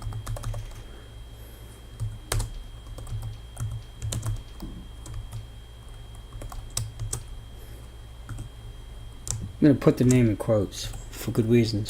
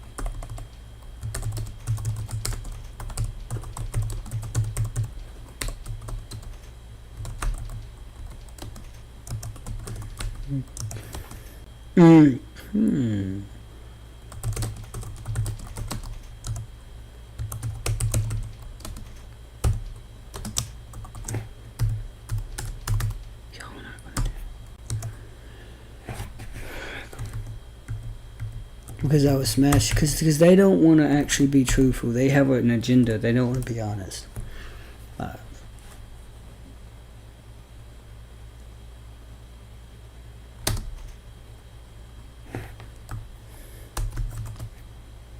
Hold on. Sorry.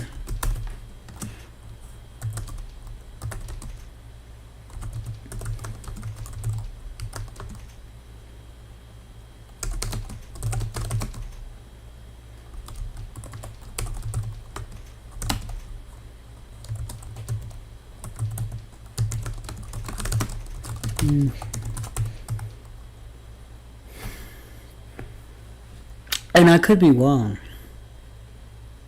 I could be wrong. Day. The new Scary Movie is a little over an hour and a half. It felt way longer than that, probably because I was sitting with a pretty full house of silent people. Truly, the only people laughing were the really old couple in front of us, and it was only at the racist jokes. Like, it was always at a joke that was a clear stereotype. Oh, black people are stealing stuff. White people, quickly hide your shit. They were laughing their asses off. They're like, yes, it's true. Black people steal often. Their old racist asses laughing at that stuff was actually more entertaining than whatever the garbage was on the screen. It's a shame. That's all I can really say. It's a damn shame. Their asses off. They're like, yes, it's true. Black people steal often. Their old racist asses laughing at that stuff was actually more entertaining than whatever the garbage was on the. How do you know they're racist, bro? That doesn't mean they're racist. I laughed.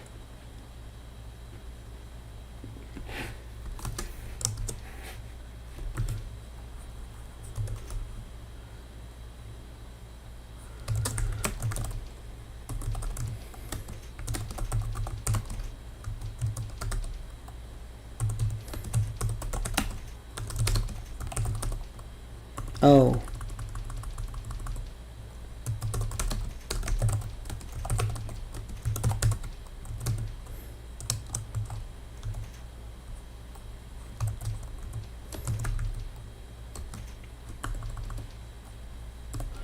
We're all racist now.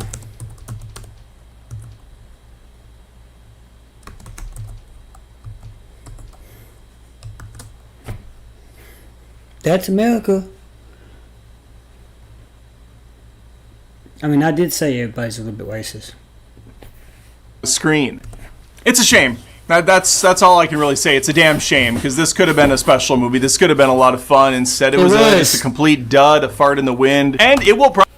It was a lot of fun. Your motherfucking ass just didn't have fun. That's what it was. Your motherfucking white racist ass didn't have fun.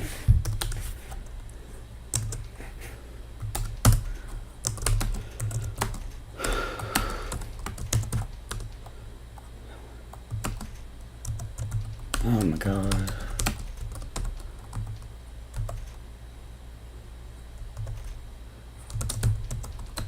Oh my god, I can't.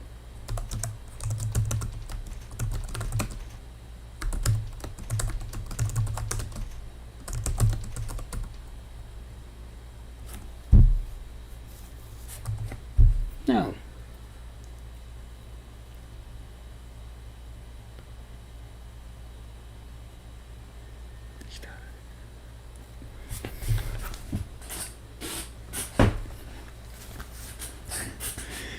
Damn.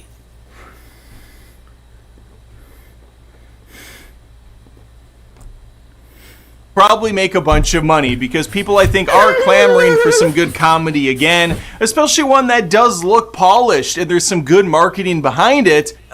It's just too bad that the movie blows ass. All right, let me know your thoughts, though. Did you check out the new Scary Movie? Are you a little hotter on it than I am? It's not going to take much, believe me. Let me know in the comments. Please, again, think of subbing to the show. It sounds like it does. It sounds like it takes a lot to make you laugh, buddy. It really does. It sounds like a lot. It takes a lot to make you laugh. I mean, just how you're spinning this as you didn't like it. Just say that it wasn't for you and leave it at less than 2 minutes, please. Spend a minute saying how you didn't like it. You know? It sounds like it takes a lot to get him to get it up, too, if you know what I mean. Sounds like it takes a...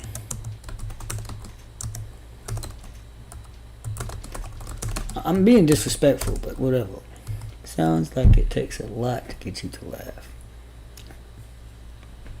Like, you know, this is what I'm talking about, a negative review. And Adams does movies. I like most of his content because he is funny. But sometimes, as in this case, he can be a complete ass.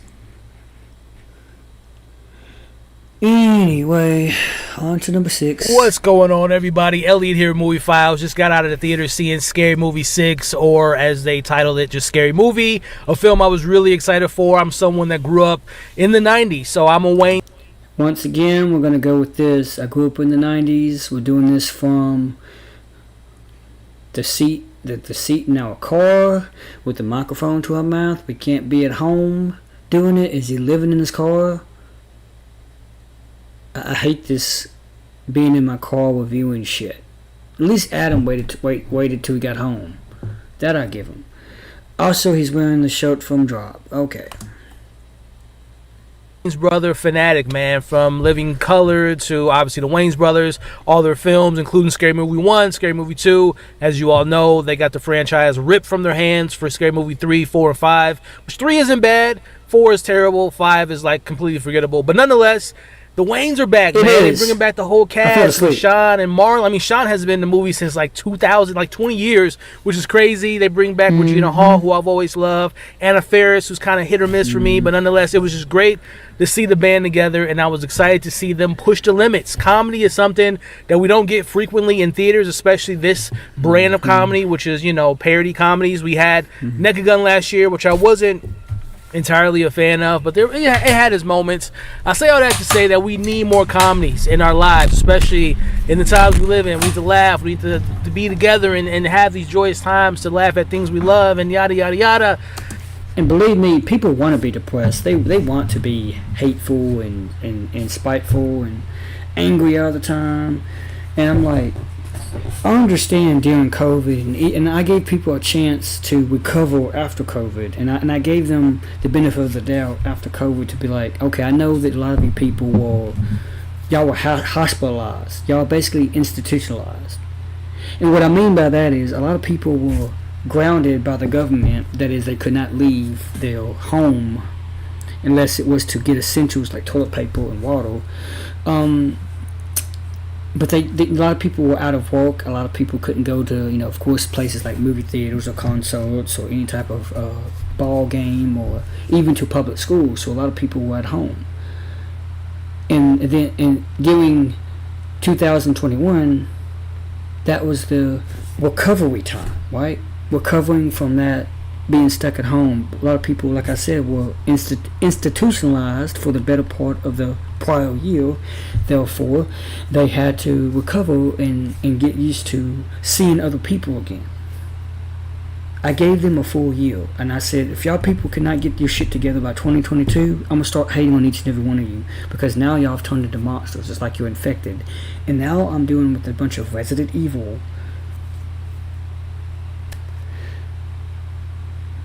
And it's like, we're 2026. We're 2026 and we're still hating. I don't get it. We're still hating. What's the deal?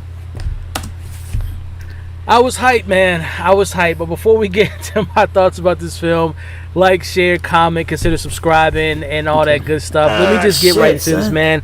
Rip off the Band-Aid. Obviously, comedy is extremely subjective. Like I've always said, comedies and horror are like the two hardest genres to crack, because what I find scary, you might... Can you please just get to the point? Find not scary. What I find funny, you might find unfunny. We all know that. But I am confident in my statements and saying that I do not think this is a funny movie for many different reasons. The comedy from Scary Movie 1 and 2, I recently watched those in like the last few months, and I thought that even though they're mostly dated, especially the movie references, it still had like a purpose, it still had like a objective, it still had like a good batting average in regards to when you make a parody. It's really hard to have every single joke land, but you want to try to get as many of those jokes to fit cohesively, to fit narratively, and just flow well. This movie is literally, it's not, I don't want to insult the Wayans brothers, because I'm, again, legendary. I love the Wayans, I love Marlon and Sean, and we'll get to their performances and their characters in a bit, but I feel like they have completely lost the pulse of what makes a comedy work in this genre, because this felt more like, it's not even, I hate to go as far as that, I didn't even feel like this was a movie. This felt like an hour and a half Saturday Night Live, like a bad Saturday Night Live sketch. The way these jokes and the way this film is structured is literally bit by bit by bit by bit. And while you'll say, well, that's scary. No. Watch Scary Movie 1 and 2. There is a narrative there. There's like a construction of the film that flows well. There's like a joke, a film, and it fits all together. This literally goes from set piece, and it makes the film, it makes the enjoyment of these jokes don't land, because a lot of these jokes are not good. Again, you might watch this and say, what are you talking? No, I really feel like in my heart of hearts. What do you mean not good? Like, how is it not good? What are you saying? Are you saying that the jokes have no substance? They have no reference? They have no... Because jokes do have to have, like, something to be tagged to. You gotta be able to see where the joke is coming from. Like, what is the source material of the joke? And I think that's what it's saying. They're just throwing jokes at you, like they're just throwing pointless gags at you without you understanding why. I'd probably have to rewatch Scary Movie, at least the first one, to understand. A lot of people will not find these jokes to be that funny. I mean, to be fair, this movie is a sequel, so it will, in fact, the jokes won't land like a lot of the first one did. To me, the first one was the funniest one. The very first one was the, all caps, funniest one. Put those two words together, the and funniest, in all caps. Bold, italics, underline. The funniest one. Actually, only italicized the word funniest. But number 2 was the second in line. And number 3 was the third in line. And it kept dropping from there. Going from, if you were to rank the first 5 movies, the other ones, literally 1 through 5 should be 1 through 5. If you're going all the way from funniest to to the least funniest, it's 1 through 5. If you're going from least funniest to funniest, it's 5 through 1. Literally in that order, descending order. So funniest to non-funniest, ascending order, non-funniest to funniest, descending order. I still can't really rate 6. I guess it should be 1, 2, 6, 3, 4, 5. That's what I think. From funniest to non-funniest. I'll give it, if there's a percentage, for me, my sensibilities, maybe like 10% of the jokes laughed. Like the Get Out jokes, I thought that was funny. I thought that particular set was funny. There's some Scream references. Of course, we know this franchise with Ghostface being back is obviously tied to the franchise. There are some Scream moments. It would have been funny if they had a completely new killer, like if the long legs was supposed to be a killer, which they do kind of make it seem like he's going to be the killer. They could have used a bunch of different killers like Hard Eyes. I think they could have used the Hard Eyes as a killer, and these costumes are shown on the subway scene. You actually saw Hard Eyes and Michael Myers even, and Pinhead, and I think a Jason outfit, a Jason costume, because it was on Halloween. Because Scream is always structured around Halloween, I think, and so is Scary Movie. Well, at least Scary Movie is. Even though it's I thought were out in funny. summer. The substance was poked fun of. The Sinners bit was pretty much what you saw in the trailer. And honestly, speaking of the trailer, a lot of this movie, a lot of the jokes are in the trailer. Let me get to some positives, man. Regina Hall can do no wrong in my eyes, and she's not in it enough as Brenda. Like Brenda, and she plays pretty much Octavia Spencer as Ma. That's not. There's probably going to be some uncut scenes, some deleted scenes. A spoiler, literally, they talk about that in the trailer. She's really good when she's in the movie. It's just unfortunately she's not in the movie enough. But when she is on screen, I mean, no offense to anyone else in the movie, she's literally the best actress in the movie. So she can pull off some of the stuff that might not necessarily work from other actors, but she does it because she's just so damn good. Other than that, man, I thought Anna Faris was solid for the most part. Narratively, the story with her and her daughter had its moments, which, by the way, they really casted the daughter as well. The one that plays Tuesday and plays her daughter Sarah, like especially Sarah, she looks very much like Anna Faris. So good on the casting with that, and also the guy that plays the boyfriend. I think his name is Jack. He looks almost similar to Jack Quaid, which plays into Scary Movie or say Scream. With that scene alone, when you have the Gen Z actors as the vampires, clearly in Sinners the vampires were seeking to be let in so that they can infect the other human beings, right, and make them join them. This is kind of like how Gen Z tried to get the older Gen Xers to join them and infect them with their woke ideology.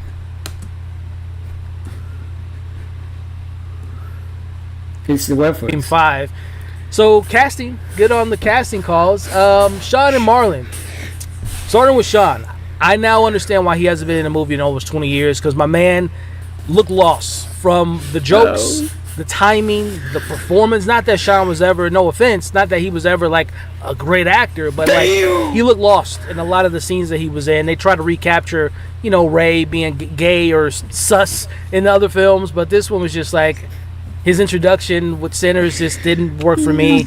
I really like Marlon Wayans. I think like he is, out of all the Wayans brothers, probably has the most like diverse career in regards to doing not only comedies but dramas, and sometimes could be a good writer. But I feel like Marlon in the last like maybe probably the last decade with like the Haunted House movies, the Little Man movies, like that brand of comedy that he's kind of veered off to, just like juvenile comedy, just is like all throughout this movie. And there's like literally there's five or six Wayans brothers that wrote this film, and I just feel like they're out of touch.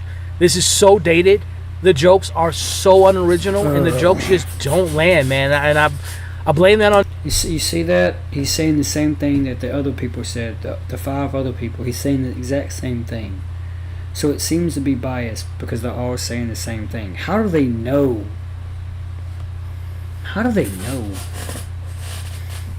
What to say? Are they using ChatGPT to create an algorithm? Just like not being in touch of what works in today's society, and not even like, oh, this film was woke. Like this was supposed to be the film that pushed the boundaries of comedy, right? It's supposed to offend everyone. I thought the jokes when they were trying to be offensive to the different, the people that identify a certain way just didn't work, man. I want to say that I'm disappointed, but at the same time, just like Well, to be fair, they're really not trying to offend them, because that would create yet another protest of people trying to get this movie out of theaters. If they did that, they don't want the movie to be pulled from the theater because of some offense. A certain demographic or group gets offended and they all band together to get a certain film pulled from the theaters because of how they were offended. They're not trying to do that. They're not trying to get the movie removed from the theaters. They're trying to entertain you first and foremost, but do it in a way that's understandable. So it could have had a few more DEI references, I think, but they're not trying to make the entire movie about that. They're really referencing the time periods that we had to endure. That's why COVID didn't have but one little moment.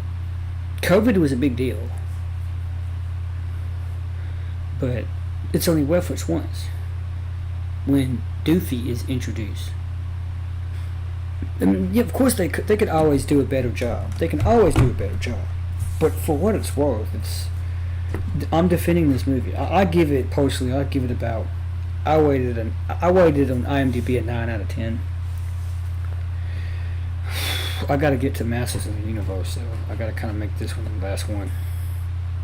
Guess I should have expected this, because comedy nowadays it's so hard to find a rhythm and to find a certain baseline to kind of build off of. It's just like, I don't think a lot of comedians know how to tap into what's funny nowadays, man.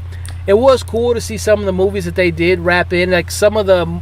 I don't want to say what movie, that there were certain movies I'm like, oh, that just came out, and they were able to sneak that in there. And there are some like social commentaries of certain things of like ICE and COVID and stuff that I thought was like, you could have been funny if it was written better. But yeah, man, Scary Movie 6, this ain't it, bro. This ain't it. And I was rooting for the Wayans, because again, I'm a big fan, but they need to retire, at least from this franchise. And hopefully, with these reviews coming out that I've seen so far in my own review, maybe this will give them fuel to get back in the kitchen and really kind of push the boundaries and push the limits and kind of get back into what made them funny and made them so successful. This was lazy. This was a lazy movie from top to bottom. Again, the way it's structured is so ridiculous. The ending, oh my gosh, you talk about self-indulgent, and like, I don't even want to get into spoilers, even though there's not really much to spoil. There's a cameo in the substance scene that I thought was kind of funny. But that's the thing, kind of funny just doesn't work when you want to have a comedy film that's supposed to be funny. But again, it didn't work for me, y'all. I hate to say it, that this is one of the worst in the franchise. Like, I think 1 and 2 are in its own class of category as far as movies and comedy go. 3 is better than this. I don't know if this is as bad as 4 and 5, but it's in that conversation. Just the fact that it's in a conversation says it all. I'm going to give Scary Movie a 1.5 out of 5. It's bad. It is that bad. And you might say to yourself, it can't be that. It is that bad. It is that bad. Well, and if just you give it a dare go solid see 1. it, let me know what you all thought. What worked, what didn't work. What did you find funny? What did you think about the pacing, the performances, the references? Do you want to see more? I don't, especially if it's going to be this lazy. But let me know your thoughts in the comments below. I'll be back sooner or later talking about some other movies, hopefully that are better than this. But like, share, comment, consider subscribing. And man, this was a pretty damn bad movie, man. God damn it, this kind of messes up my day. I was looking forward to this damn movie, but it didn't work for me, y'all. But hopefully they'll learn from this, and maybe we can get a better White Chicks 2. But I doubt it after seeing this film. I guess that's what happens when you get your hopes up. In this case, you should never get your hopes up about any film.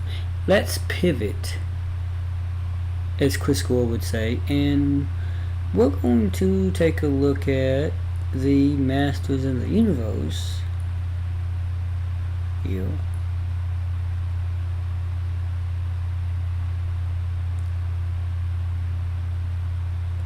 And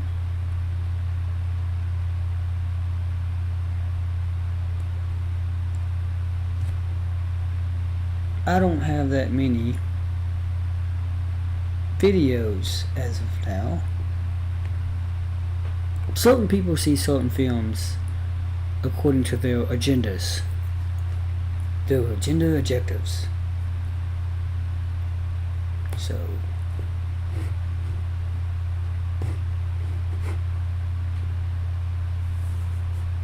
here's your Midnight Movie Money update here on this Friday afternoon. It looks like Masters of the Universe is going down and going down hard. When you talk about a film that is $200 million on the budget, and Deadline with the latest numbers here, and you can see at $31.5 million is what they're calling it this weekend.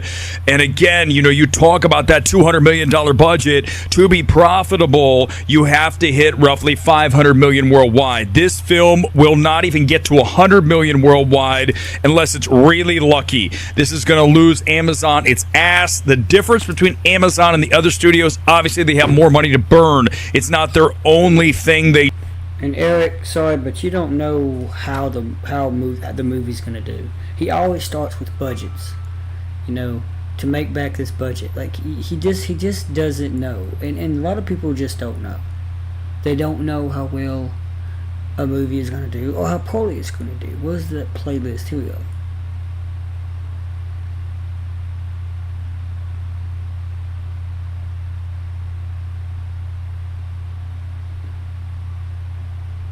You look for that little tag that says new. And of course there's this official trailer for the new remake of Resident Evil Code Veronica.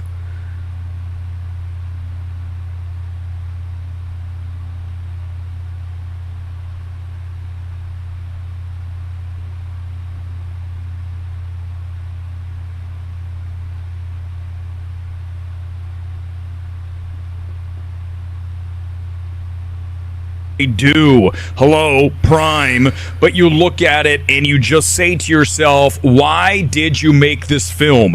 This is a film that I grew up with. Obviously, the He-Man franchise began in the 80s. I'm a Gen Xer.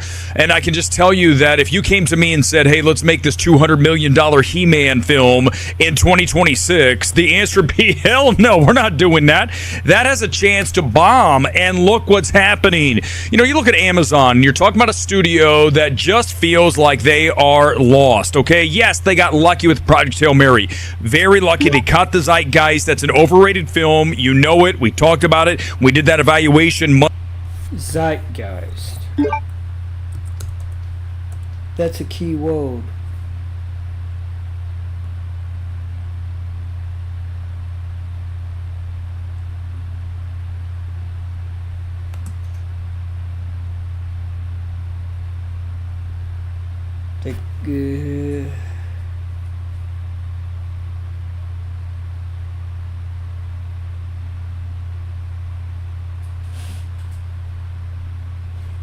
Is this a collective mindset of a society rather than the opinions of just one individual? It's usually evident in the art, literature, philosophy, fashion, and technology of an era. Okay.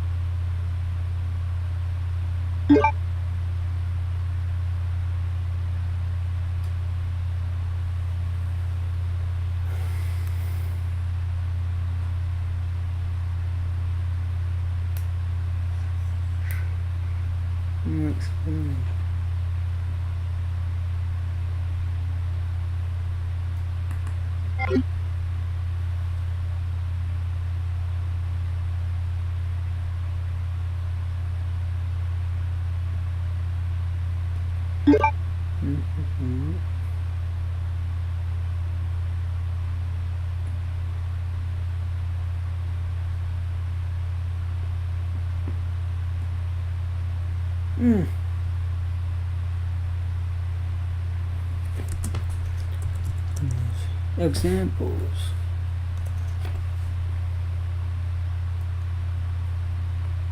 Nirvana, Pearl Jam, Soundgarden, Elton John.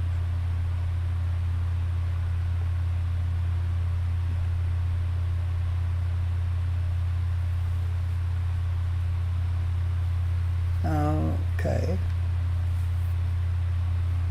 Okay. So I'm just doing a little bit of research here. Temple. Oh, okay.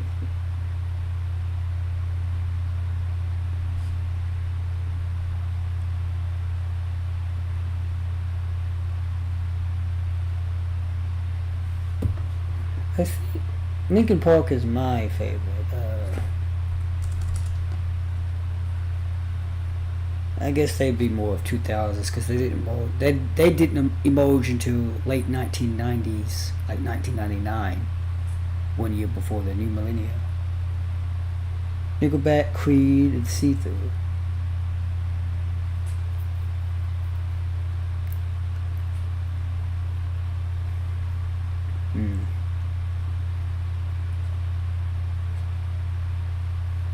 I'm a 90s and 2000s kid, to be honest with you.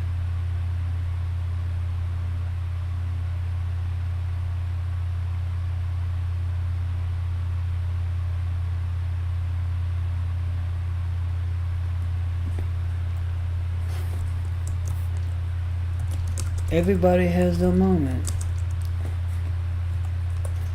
Fame comes and goes, it wavers, it shifts like waves. Dopamine, known as pioneers of neo-metal and alternative rock, famous by blending heavy guitar riffs with hip-hop, rap, and electronic elements.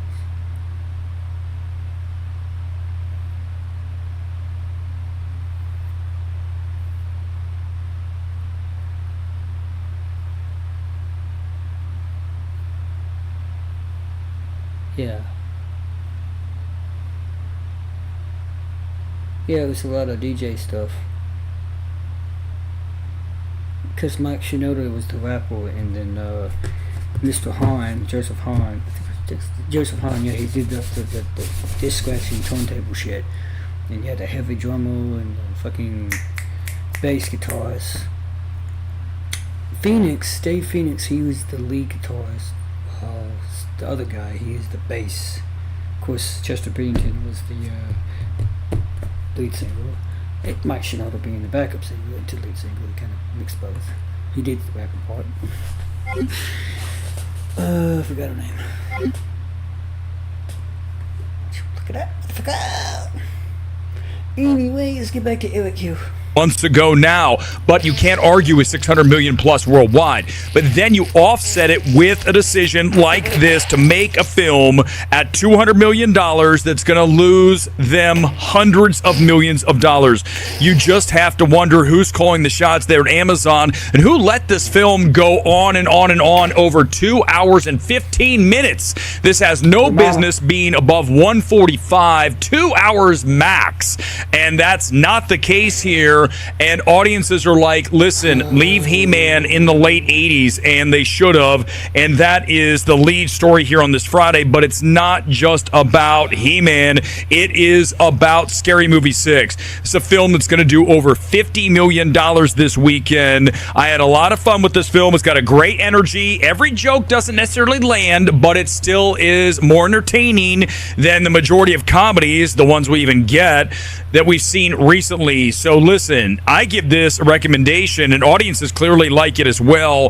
This is a big hit for Paramount at 50 plus million. Budget on this nowhere near a He-Man, right, at 200 million plus. This is how you make cash, and that's why you're probably going to get another Scary Movie. Why wouldn't you at this rate when you talk about a film that is going to do upwards of 50 million and the budget is hella lower than that? Let's talk about number 3. It's Obsession, and you talk about, again, down 10% or so this weekend. So not The Rise in the fourth weekend. That would be astronomically insane. Okay, last weekend we still had that bump up in the third weekend, but we're still only dropping 10%.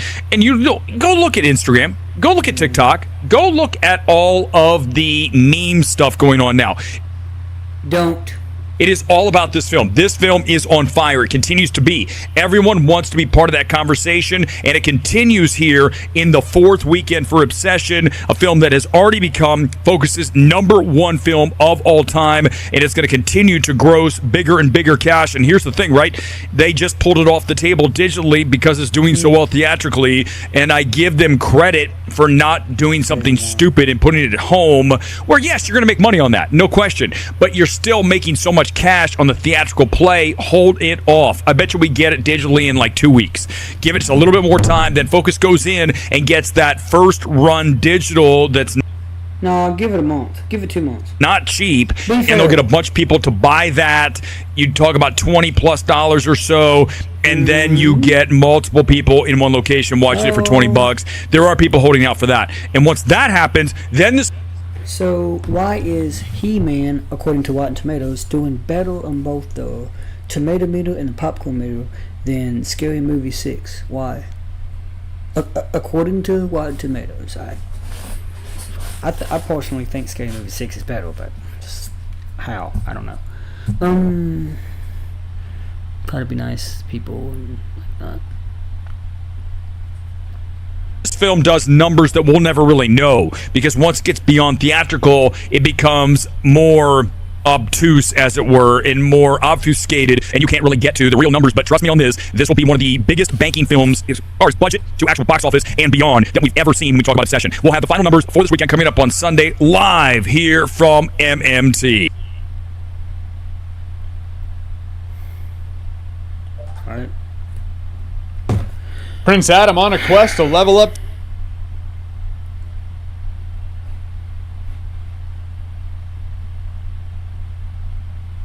Sorry, To Jeremy. He-Man. That's not the only leveling up going on with the sponsor of this video. This video is brought to you by The Ridge. Ridge is the leveled up everyday wallet that I've used for years now. Myriad of colors and designs, something for everybody. Perfect for that Father's Day gift. Ridge is known for their durable wallets built to last a lifetime, but they don't stop there. They have a cornucopia of items awaiting you or your dad for Father's Day. The Ridge keyring, which again I've used for years, they'll just tuck away right inside there. The Ridge portable power bank that holds up to 3 phone charges per charge. Power's running out.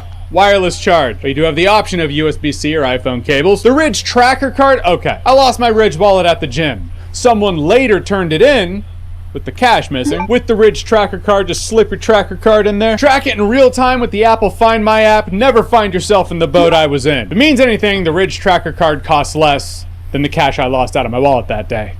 So there's that. And if you or your father want to go back to the 90s for Father's Day with the chain wallets, Ridge got you covered there too. So click the link below and right now save up to 40% off for the Ridge Father's Day sale. Bringing all the options for Father's Day here. And now after nearly 40 years, He-Man and the Masters of the Universe are back on the big screen, so let's talk about it.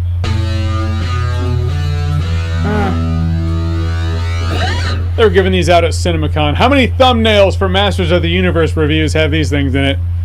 Whatever. So Masters of the Universe is a live-action on-screen adaptation of He-Man and the Masters of the Universe. The second live-action adaptation of He-Man and the Masters of the Universe, and another He-Man adventure that takes us from Eternia, well, to Earth and back again. This time around we have Nicholas Galitzine playing Prince Adam. He was zapped to Earth in childhood, but unlike other stories that may have the magical land and then someone was sent to Earth as a child, they don't remember where they come from. He remembers where he comes from. He remembers Man-at-Arms. He remembers Castle Grayskull. He remembers Eternia. He remembers all the people that we know as toys. So Skeletor's pretty much ruling everything like Scar and Lion King.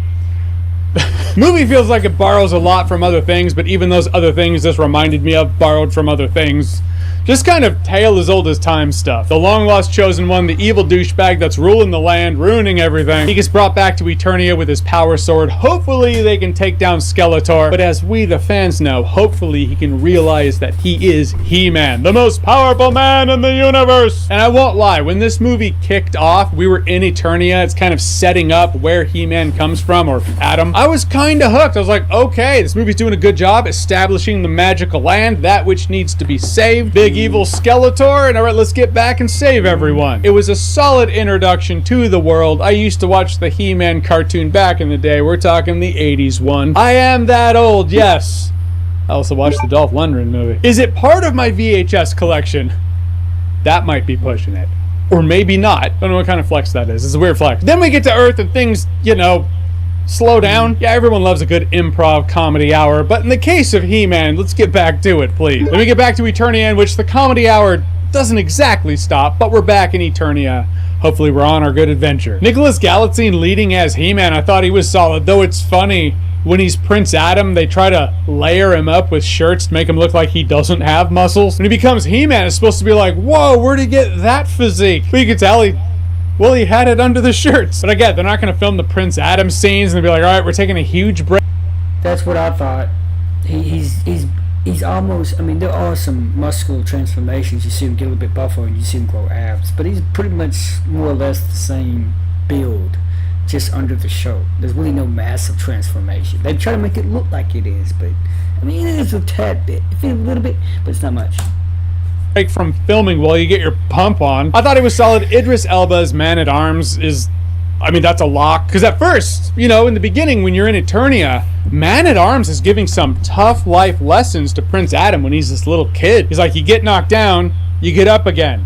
They're never gonna keep you down. Pissing the night away, you are canceling the apocalypse! I don't find anything fundamentally that he's teaching here wrong. In fact, he could be my kid's gym teacher. I don't have a kid. But if I did, they do a thing with Man-at-Arms in here. I don't want to spoil it, but it does feel like, well, I guess it's easy to teach those lessons. Not that you're really following them right now. Granted, it does lend itself to at least one heartfelt conversation between He-Man and him in which, He-Man can kind of help pick him back up. It leads to tension between him and Teela that never really gets resolved. The movie tells you it's resolved, but it doesn't actually get resolved beyond the capacity of the script said so. It's such a non-point in the movie, I can talk about it here and feel like I'm not spoiling it for you because it's not actually in the movie. You know what else isn't in this movie? Halley's Comet. Spoiler, not gonna bury the lead though. Standout performance and character in Masters of the Universe. Jared Leto's Skeletor. Why Jared Leto? I thought they were going to do the whole Keldor thing and he's human and you could see he's Jared Leto and then he turns into a skeleton. No, he's Skeletor the entire time. Even seeing the trailer, hearing his Bane Gandalf voice. That would be more interesting if you saw he was human and become Skeletor. That would have been better.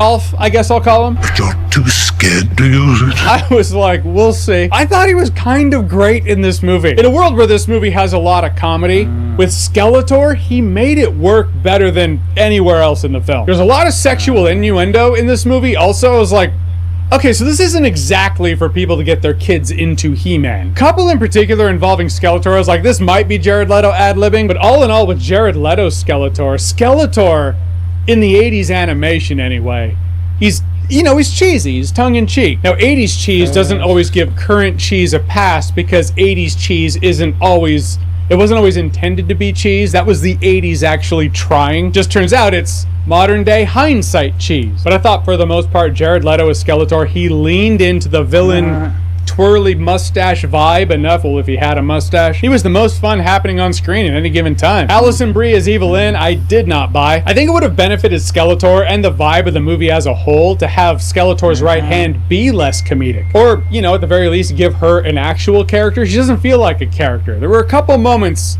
where it looks like she gives a side eye and might have her own ulterior motive going on. Doesn't really go anywhere with it, so she's just, there to make jokes. The CGI is what you've come to expect from a movie, a big budget sci-fi movie these days. I feel like there was a time a He-Man movie would have looked more realistic if it was released in theaters, but year after year of subpar CGI, Hollywood's just like, hey, keep doing that. It's cheaper for us, and eventually they'll just adapt. This will be the new normal. People are very adaptable. We adapt to rising inflation and quality dip in CGI. But sometimes the CGI looks solid, sometimes it looks more like a cartoon than I'd like. Eternia itself does look like a very colorful and magical land, and sometimes it's really big with green screen. Other times it's a much smaller sound stage. Like Skeletor's throne room, I was like, that's it? I mean, expected a little more, that's all. You are Skeletor after all. Frank Langella would never. That's my point. Granted, that was in Grayskull, but still. But yeah, this movie does have that, we'll call it Thor Ragnarok energy. It feels more comedic than Thor Ragnarok, but it's not Thor Love and Thunder. I mean, I gotta make that at least clear, but I felt Thor Ragnarok had comedy that landed more consistently than Masters of the Universe had. There are quite a few scenes where I was like, not only does that not land for me, it's going on for a bit too long here. And to be fair to the other side of it, there were other jokes in this movie that absolutely landed. It got a laugh out of me. It's a real bummer when you have these moments of heart in this movie and they're absolutely here, but it gets compromised by a joke or a comedic moment. Or a scene that could be a badass moment, that could have been a badass walk. If they didn't, go for the joke. It could have just been, yeah, the heroes are making their march to take down the bad guys. Or we can just go for a cheap laugh. Compromise the moment entirely. That stuff wears on me. But the thing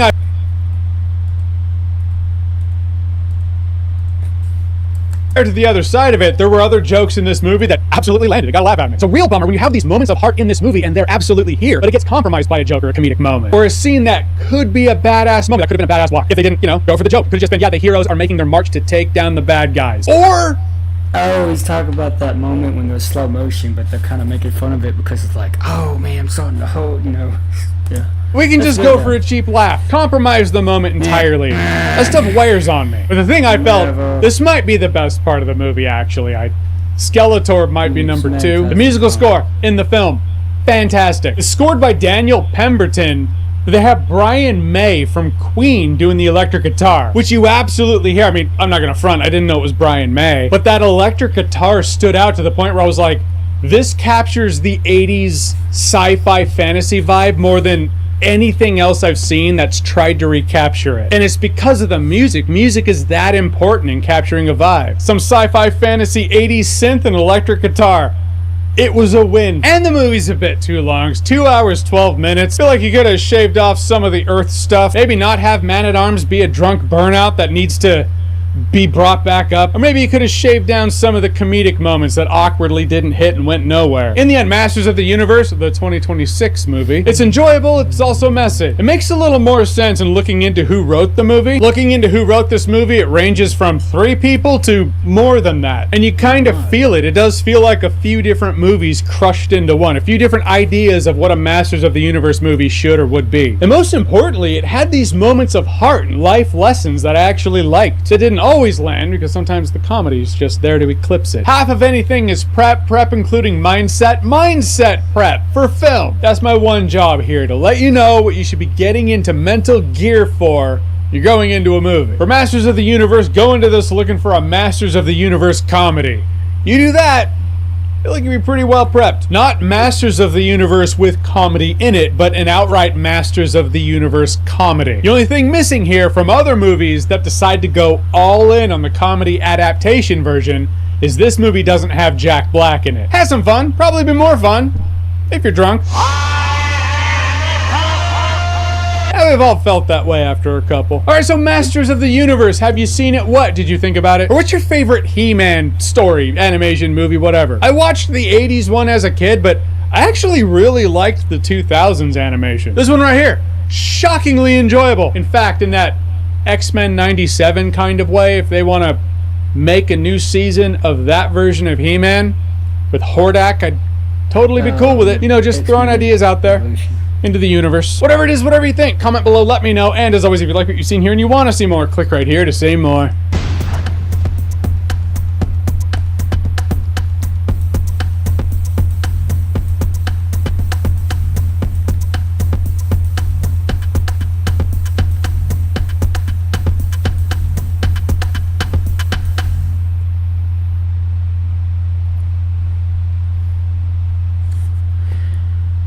Alright then.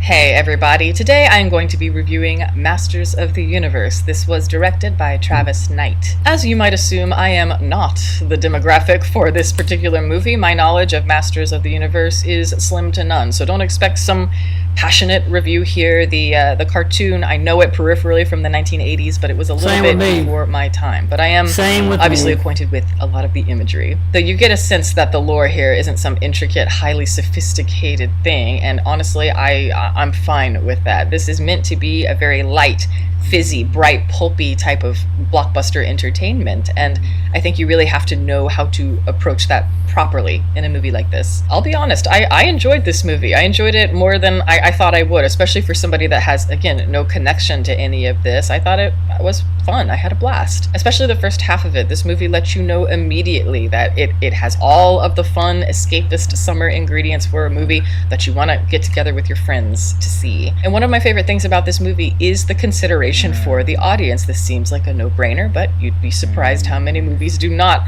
follow suit, and you can tell that they constantly tried to put themselves in the shoes of the consumer, like a strategic marketer. It keeps the basic hero's journey story beats intact, and we have our archetypal figures. They all serve a purpose. The movie takes the time also to orient you in the main character's world, and it gives you a place to work towards, because our protagonist, he starts essentially as a Clark Kent, and he has to become Superman, and the movie cares about his motives. It's also uplifting, and it just has heart, and like I've said before, it's rare for these types of movies to contain that, and I was hoping for a certain type of aesthetic, a look that is very Conan the Barbarian, very Flash Gordon with, Queen, maybe a little Dungeons and Dragons cornball, and it really settles into all of that in a way that is believable. Some of the action sequences here are memorable, but not all of them work necessarily. I think sometimes we lean a little bit too heavily into the computer effects, into the CGI, but when it is working at its best, at least to me, I think that there's a nice blend of like the computer effects, that spectacle, the flow of it, but mixed with this practical artificiality. Normally I might complain about artificiality in a movie, but in this world, when you think about this movie, it is a movie about Mattel toys. It totally works, and I like how, like I said, they have this grand spectacle, but they also shoot on very simple sound stages. I dig it. It reminds me a lot of actual movies from the 1980s, and it reminds me of something like Princess Bride, the opening of it at least. And I like the exaggerated camera shots. There's a lot of canted angles, a lot of slow motion and zoom. It constantly feels like it's trying to work in the warmth of that nostalgia, but it never loses the machismo 1980s type of energy. That's very important. The musical score is another thing that absolutely brings this movie to life and lights it all up in colors. I love the synths and the electric guitars. There's just a joy to it. I've talked about this before, but I always loved the way the original movie 1978 Superman began, where it starts off, you see a comic book, a literal comic book, and a young boy is reading it, and then the camera zooms into it, and all of a sudden the Daily Planet and Metropolis becomes real. And this movie gives you that feeling of like a child in this real world, and they're dreaming of fantasy worlds. He's a 10-year-old boy, and he's drawing all these pictures of creatures and soldiers in his room, and it's like we kind of get to dive into it, take a trip through these drawings. The villain in this movie is honestly one of the better parts of it. I didn't realize until after it was over that Jared Leto is playing the villain, and honestly, I think this is one of his better performances that he has done in a while. He is really having fun with the monologuing, the posturing of the villain, and he's doing it. It's comedic in the right ways. This movie does feel like the type of movie that you could take your kids to and they will get something out of it. But obviously it's trying to pander to millennials too. It has a lot of millennial humor, a lot of sexual innuendos, and really leaning into that 1980s camp. And like I said, I think they do a pretty... That is exactly what Jeremy Johns just said. She said that, look, when you're saying the same exact word or set of words as someone else, you're telling me that you're copying somebody else's words. This is not original. She's just copying what other people are saying. What one person already that I've seen so far has said, and that's Jeremy Johns. She had to chat GPT a script for this. Good job overall.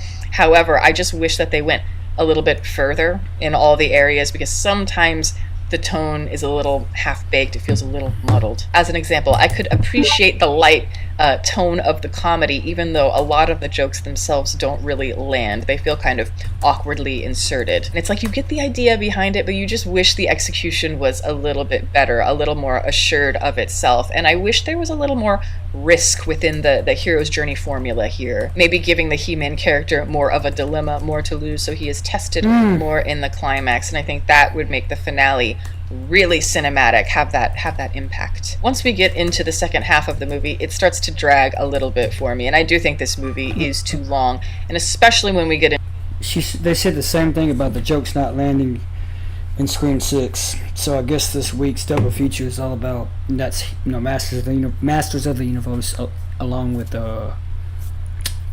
Scary Movie 6. The jokes, that's the double feature. It's not landing, so it's like. They should have did. Scary Movie should have did a poster for the Masters of the Universe, because they're Masters of the Universe. Oh, shit, son. Sorry. Into the third act, it gets a little bit too preachy, too sentimental about its message, even though that does kind of fit to a degree. Those types of, like 1980s shows at the time were very like PSA. It feels almost like it's apologizing or excusing the machismo aesthetic and energy to a degree, and I don't think it needs to. And a lot of what they say in the message at the end, I don't think they have to say it in words. Plenty of it you experience in the action. We dilly-dally with certain plot threads where I don't think we needed to emphasize them quite as much as they do here, and then with others it leaves something to be desired. Alison Brie, as an example, is in this movie, and she's fun. She's the type of person you can really put her in a fun bitchy role like this, but to me she was completely underused, and then her character just kind of drops off at the end. It's like you get a sense something next is going to happen, and then she just disappears, and we don't hear from her again. So the editing is a little bit spotty. This movie certainly isn't perfect, but overall, like I said, it made me feel like a kid again. It was enjoyable. There are very solid performances in this, likable performances, and I think it's one of the more successful films of its type for me, at least that I've seen in more recent memory. And I think kids, like I said, kids are going to like this a lot, but so are the adults who probably watched this type of stuff as a kid or played with the action figures. It really does feel like they've come to life. So yeah, I would say, if this is the type of movie for you, full price. And that is my review. Thank you guys so much for watching. I'm going to plug my website as always. It is deepfocuslens.com. I'm an artist. I do commissioned portraits, and I also sell prints of my work. If that is something that you're interested in, you can always go to the website below, and if you have a question about a commission or a print, you can always email So basically, me. My email is in the description box below as well. Also, I'd like to give a shout out to my patrons who are great. Guys, thank you so much. Yeah, a lot of times you can't take these people seriously. He-Man.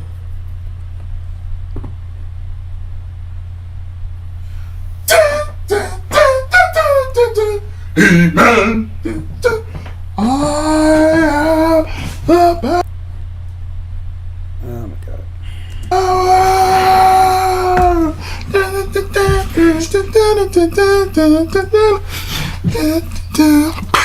It's 80s. So, I like the 2000s. This movie is everything that the interviews with the actors said it was.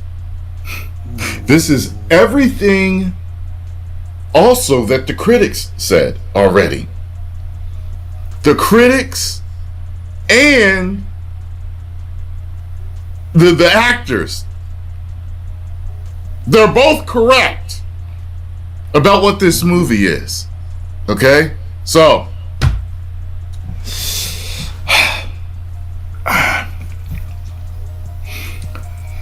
this is a silly movie. A very, very silly movie. Just like the critics said. There's a point in the movie, like when it starts and there's different stuff going on and you're finding out, about Adam and his past and who he is and where he's going, where he was, all that good stuff. You're seeing the villains and stuff. And I was cool with the comedy. Okay? But then the comedy kept going and going. And the jokes over and over and over. Rapid fire. I was like, wow, Whoa!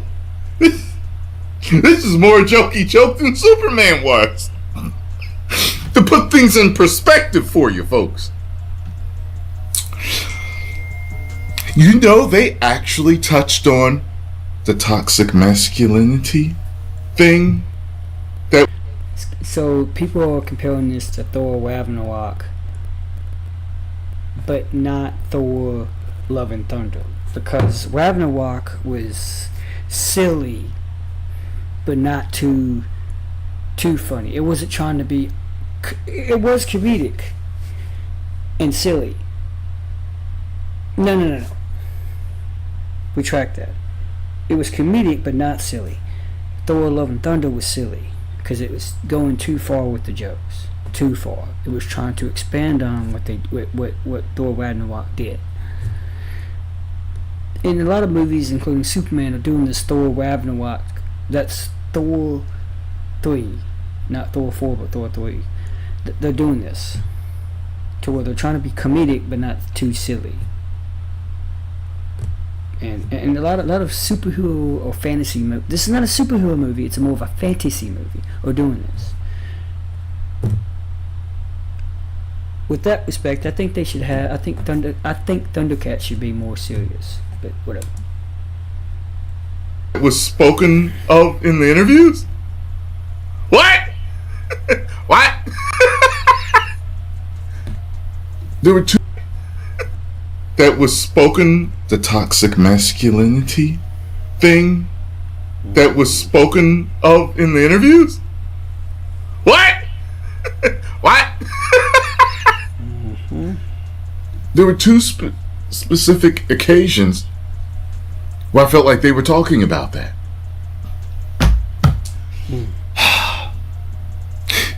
Jared Leto was my favorite character. Skeletor. He stood out. He was the best. I really like him. Like, I seriously like this character. Bravo, sir. Bravo, sir. Till was cool. I liked her. Adam, I'm half and half with. You know, He-Man, Adam, He-Man. I'm half and half. There are certain things that I liked about him.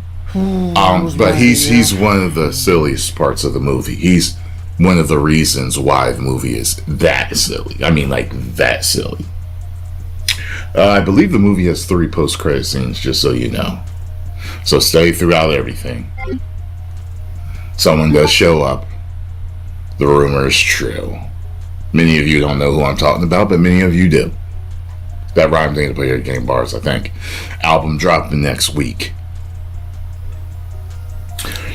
At first, I was really liking the special effects. However, there were points, especially with Cringer in later parts of the movie, I was like, well, how come those other characters looked so good? I believe like most of the budget went into Skeletor. Later parts of the movie, I was like, especially with. At first, I was, you know.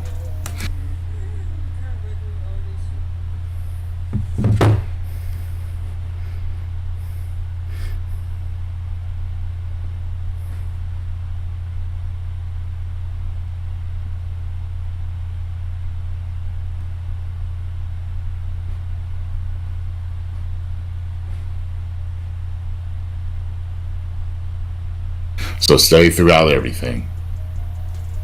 Someone does show up. The rumor is true.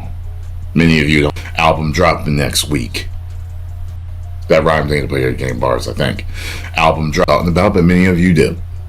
The rumor is true. Many of you don't know who I'm talking about, but many of you do. That rhymes ain't to play your game bars, I think. Album dropping next week.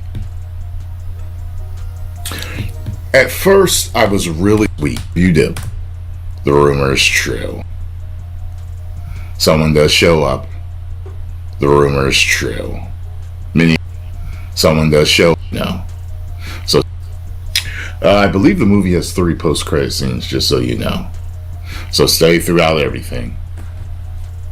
someone does show up. The rumor is true.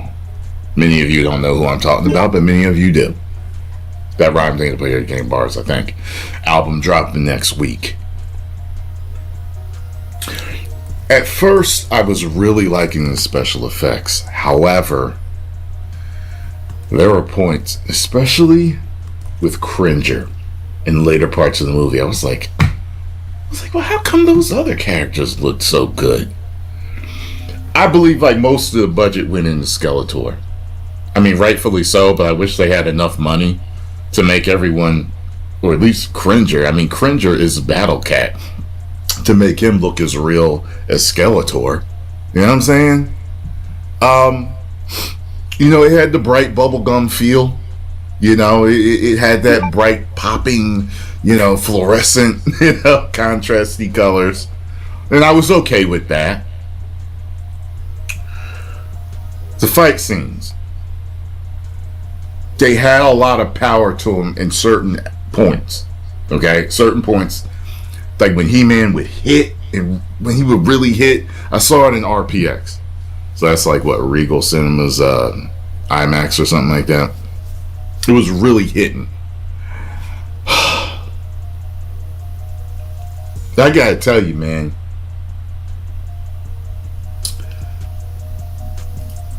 The goofiness, the silliness to it really wears you down.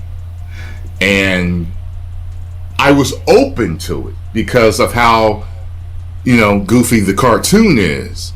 Open to where the goofiness, the okay, certain points, like when He-Man would hit, and when he would really hit, I saw it in RPX. So that's power to him in certain points. I was okay with that. Contrasty colors, and I was okay with that. Gum feel. It had that bright popping, fluorescent, contrasty colors. And I was okay with that. The fight scenes. They had a lot of power to them in certain points. Okay? Certain points. Like when He-Man would hit, and when he would really hit, I saw it in RPX.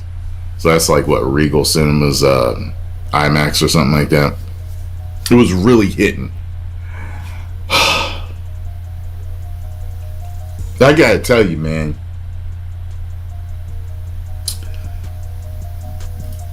The goofiness, the silliness to it really wears you down. And I was open to it because of how, goofy the cartoon is. However, that doesn't feel like it totally translates properly when you're doing something live action. I mean, there's a lot, and way more silliness and goofiness with Man at Arms than I ever thought there would be. Like too much, way too much. By the way, they do check several boxes. They check several boxes. It's everything I told you. It's everything that the actors said it would be in interviews, and it's everything that the critics said it would be. It's everything. So you do have a modern audience checking the boxes movie. However, it has some high points and good points with a bunch of silliness that is overbearing. Okay? So, they did give Man at Arms some good, a couple of good fights, some real nice fights that I really liked. But having said all of this, as a He-Man fan, I feel like if I were a child today, when I was a child in the 80s, in love with the series, if this came out then, I feel like I'd have been in love with this movie. By the way, it's actually very brutal and adult in certain scenes. I'm surprised they said that. I'm surprised they did that. Wow, they killed him like that? Damn. Stuff like that. So, at the end of the day, I was waiting for it to end.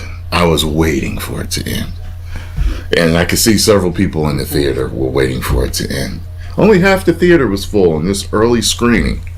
Yeah, I'm surprised. When I went to see, like, Superman early, I paid $50 for both of them tickets. I remember that. The whole theater was packed. Even all the chairs right up front. However, I'm trying to think of anything else I can add. I like how they did a lot of the characters, like besides, you know, certain, but they did a good job of translating a lot of those characters and their abilities to the screen. They really, to the big screen, they did a good job on that. Okay, having saying all of that, He-Man is a big old piece of trash. 2 out of 5 woos. Post the comments down below. Let me know what y'all think. If you enjoy, you know what? I'm gonna explain something to y'all too. And I wonder if other people that are movie critics or review movies, which is what I do. I don't consider myself a movie critic. When you're sitting there watching a movie, it usually happens somewhere, just the feeling I get, it's usually somewhere near the second act or the beginning of the third act. It's somewhere between the second and third act to where I start to have an idea of how much I'm liking or not liking a movie and what the score could possibly be by the end of the movie. And I will tell you that in the beginning of this movie, and I would say the beginning of the second act, I felt as though it was a 3. Then it went to a 2.5. And they kept on rolling and rolling and rolling with it. And at the end, I couldn't wait to leave. It ended up being a 2. So it started strong. It started at being an above average good time. 2, it's, you know, trash. You know, I do the whole Stone Cold big old piece of trash, you know, as a funny joke to you guys. It's not trash, but I believe that many people will call it trash for real, and they won't like it. They're gonna say it's bad, just like I did. I think some people may call it extremely mid. I feel like there's not. I feel like the overwhelming majority of people aren't going to say it's good to great, you know. But they did some good things when he transformed into He-Man. That was really cool. I liked what they did with that. You might want to cover kids' eyes. You kind of, never mind. You'll know when you see it. His transformation was good. I really like that. His first transformation is good. Every other time after that, they don't put as much into it. But that first transformation is really, really, I really like that. But, boy. 10 million subscribers. Woo! Oh, man. We're probably going to have to continue He-Man. We're probably going to have to do this a separate day. Just stick with Scary Movie for now. But yeah, I tend to want to review the reviewers.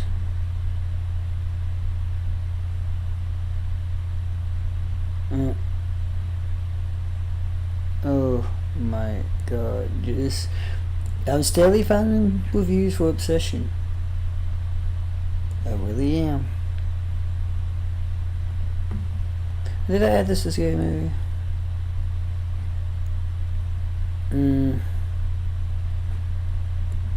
I kind of want to go back into Scary Movie, honestly.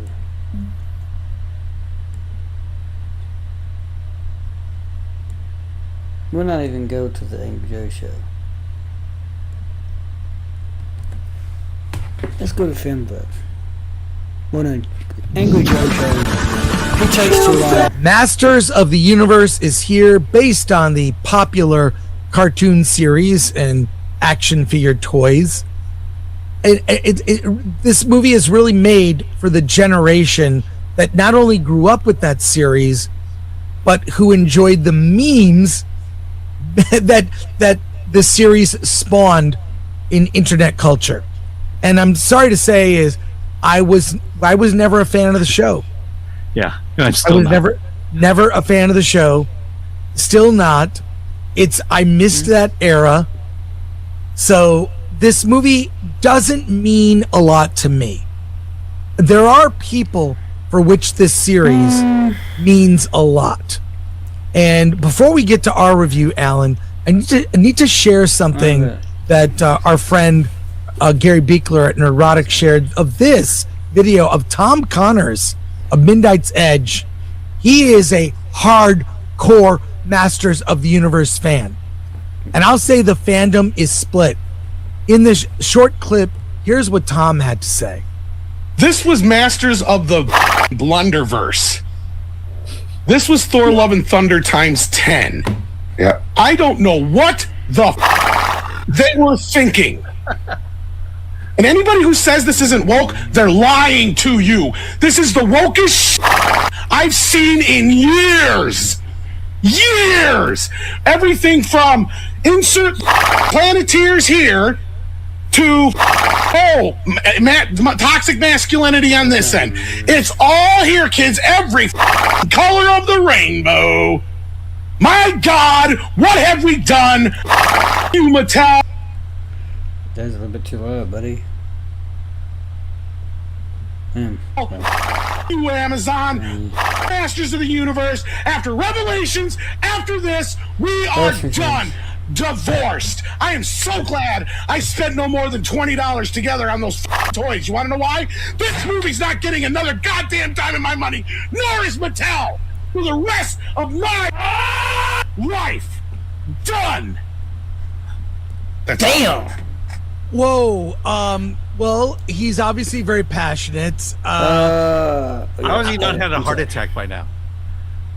You gotta watch it. You gotta watch it with the blood pressure there, Tom. We love Tom from Midnight's Edge.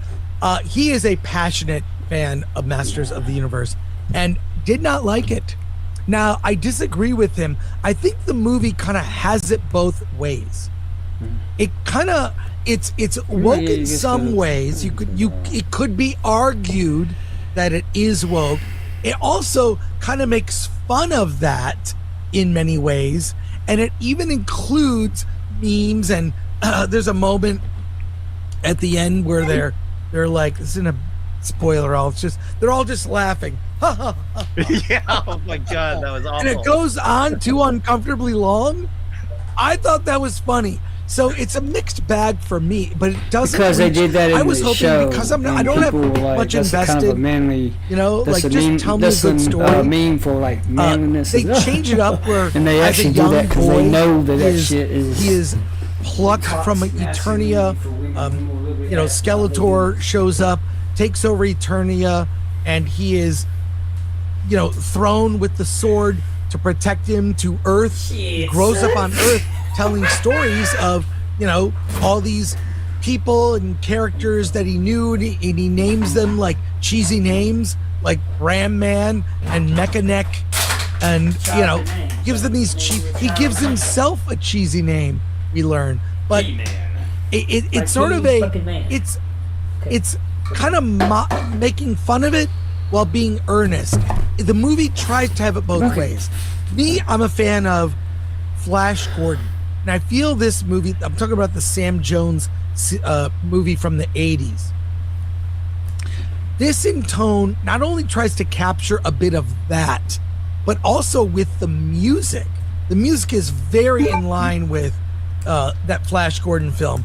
It didn't quite hit the heights. Here's the worst part about the review that I'm about to give. I didn't hate it, and I didn't love it. I'm not as invested as Tom Connors is, obviously. So I'm in this like, oh, okay, there were some clever things. There were a few things that bothered me, but there were enough things that I liked that I would recommend it, but I don't think it's a disaster. I mean, pointing out some of the things I liked. Skeletor. I mean, the Jared Leto as the voice and the way they used the character with the confrontation was funny. There were parts that were very funny. I think that the movie has wall-to-wall effects, and it varies in levels from really good to just cheesy and bad. But it's like, oh, I had a good time. It was fine. I'll probably never see it again. But I did get a sword, and here we go. The sword I got at CinemaCon. Yeah, that's a long one too. It's a foam sword, and I did get the sword you can hide the drink in. I think that's very clever. So but if you suck on the sword, you'll get liquid to come out. yes, if you suck on the sword, you get liquid to come out. That's what they were sold out everywhere. When yes, I saw that I can imagine. Yeah. So when I saw that there was one, especially in West Hollywood, but they're going for $200 on eBay. In any case, I actually had a good time. But it's not great. It's not like, and I don't think it'll be a classic in the way that I think Flash Gordon has grown on people. So this is coming from a non-fan. I had a good time, not great, but not a disaster, which is the worst kind of review to give. Kind of in the middle, like, if you think you might like it, go. If you think you won't like it, don't go. And I hate even saying that. Alan, I want to know your thoughts. yeah, I was bored. You definitely liked the movie more than I did, and I think I agree with Tom. I'm not a fan of the series. I can't tell you that I've seen a single episode, but I certainly know what the toys were and all that stuff. But same with me. I've seen some of it, but with a million times less intensity. Yeah. I have it. First, I found myself bored. I also the idea that that Adam is this kind of dweebish nerd throughout the entire film just kind of hit me wrong in terms of this is not really the hero I want to see. I was doing some research into the actual series, and apparently Adam is he's like Peter Parker to Spider-Man. He-Man is his alter ego, and then Adam plays this kind of nerdish kid to kind of throw off the idea that he could not be He-Man in any way. I think I would have preferred that movie than this one. Like the whole Earth thing felt unnecessary to me. Could have certainly kept that all in Eternia. Yeah, because I think that was the original, the show's original plot was that Adam was always supposed to be on Eternia. He was never supposed to have traveled to Oath, because essentially Eternia is Oath. It's just a more Asgardian like Oath, because like if Asgard, Eternia, they're both worlds, that mimic Oath, with a civilization and an intelligent species, and two warring sides or whatever. And then you have two or more warring sides. But then Prince Adam was always supposed to be on Eternia. He was never supposed to have traveled to Oath. He didn't even know what Oath was. I don't think they ever referenced Oath. They might have. But anyway, the point I'm making is he essentially he just stayed on Eternia, and he would shift back and forth between himself as Prince Adam and his alter ego He-Man. And he was kind of like he was the Superman for Eternia, basically. Just couldn't fly. In terms of Jared Leto, I thought he was the best thing about the movie. Yeah. I really loved his portrayal of Skeletor. He gave it. It was a performance I wasn't expecting, and I really like his take on it. I guess he can keep making these things. The biggest problem I have with this movie is I would never take a kid to see this movie. Yeah, and it has to do with the language and the sexual innuendo. I mean, the fisto, all they do is talk about him fisting. I mean, that's, and it's not ironic in any way. They were going for those jokes. They said shit many times in the movie. Fisting, like masturbating? What we? That was not. I didn't know.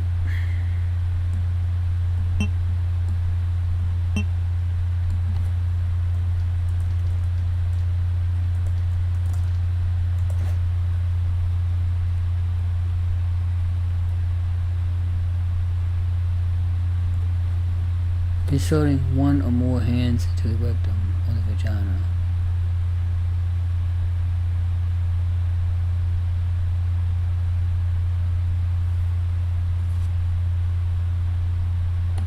Okay. Maybe. And it's unnecessary. It's The unnecessary. swearing, look, I'm not prude, but why? You don't need it. You don't need True. characters to say shit or Yeah, but expletives. this There are movie, yeah. movie should have been a children's movie, or at least True. appeal to kids. That is true. But I wouldn't take a kid under PG-13. I wouldn't take a kid under 13 to see it, just because of the language. You know, clearly they could have done it. No, and the no, other it's, thing is, it's biased. look, the whole thing is the story of a guy who has to find himself and learn who he truly is. And not since Captain Marvel has this. I mean, this story is. This is the millennial, story that they want to tell Gen Z. And it started with Captain Marvel. It's been done many times. Oh, I need to find out who I really am, and that's the whole idea of Masters of the Universe, which is why I much. He just wanted to get home first, and then it went from going home because he finally arrived home. Because Talia, whatever her name was, well, he was home, but this is what you left behind. Now you have to fix it. Well, no, she didn't tell him to fix it. He said he had to fix it. Then it shifted from going home to now he has to save his home. Finding out what he really was, I guess. I mean, they did do that. They did do that in the anime, the show, I think. Would have preferred something that fell in line with the TV series than this new take. Travis Knight, director, True. The guy who runs Leica Studios. How about stick to the animated stuff? Yeah, I mean, you pointed out the biggest flaw in the film, which is he's Prince Adam pretty much the whole movie. He becomes He-Man in physical form, but he isn't He-Man in heart. And he doesn't really become that character. So he's just bumbling Prince Adam. And to be fair, the relationship with Tila, she's been on Eternia this whole time. So she is well trained, understands the players. He left as a child. His memory of what Eternia is this fanciful like fairy tale in his mind. He knows it's real, and it's he sees things from a kid's point of view. So, but you're right, the movie is, and even Flash Gordon, the Sam Jones 80s version, it has a lot of humor that is sexual innuendo, but it's not overt. The Fisto jokes got tired. Right, Like, and there were others. It's not just Yeah. Fisto, which is the obvious one. Yeah. There's one plus side. I did like the kind of sexual tension between He-Man Yes. and Tila. Yeah. That's something you don't. I just realized that while Scary Movie is making fun of the woke stuff, all the toxic femininity, toxic masculinity, He-Man is kind of giving into it, or still referencing it. So they're doing the opposite with this, this double release box office weekend that we have. Very Barbenheimer, but without those two movies. What do I call this movie? Masters of the Universe. Scary Masters of the Universe movie. Yes. Masters of the Universe scary movie. Don't see in movies these days. Masters And movies of like the this. Scary. And Idris Elba was Universe fine at movie. Man at Arms. It's fine, yeah. He was But again, fine. they changed his Masters of the character Scary for the sake of the Universe. plot. Yeah, I didn't like him Scary being a Masters of the drunk. Scary It just Movie didn't seem like that would be. He could be a broken man from his failure, but I didn't like that. But I have to look. Like, did I look? I Yeah, laughed fair. more watching this film than Scary Movie 6. Yeah. What does that tell you? And this is not Okay. a comedy necessarily. So I had a good time. I'm giving a bare recommend, but I'm not as passionate as others, but the fandom, I'll say, is very split. People either love this or hate it. I think it's a litmus test. Go in I went in hoping to have a good time, had a good enough time to say, hey, your mileage may vary, but it was fun. Alan, what's your final verdict? Not a recommend. Not for kids. Not for it. The kids was your target audience, and you couldn't even do that. Give me a second. Okay.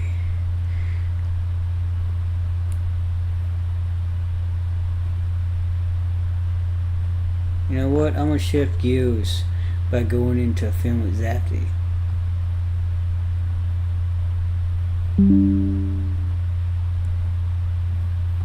What was the Epstein Files? What was that?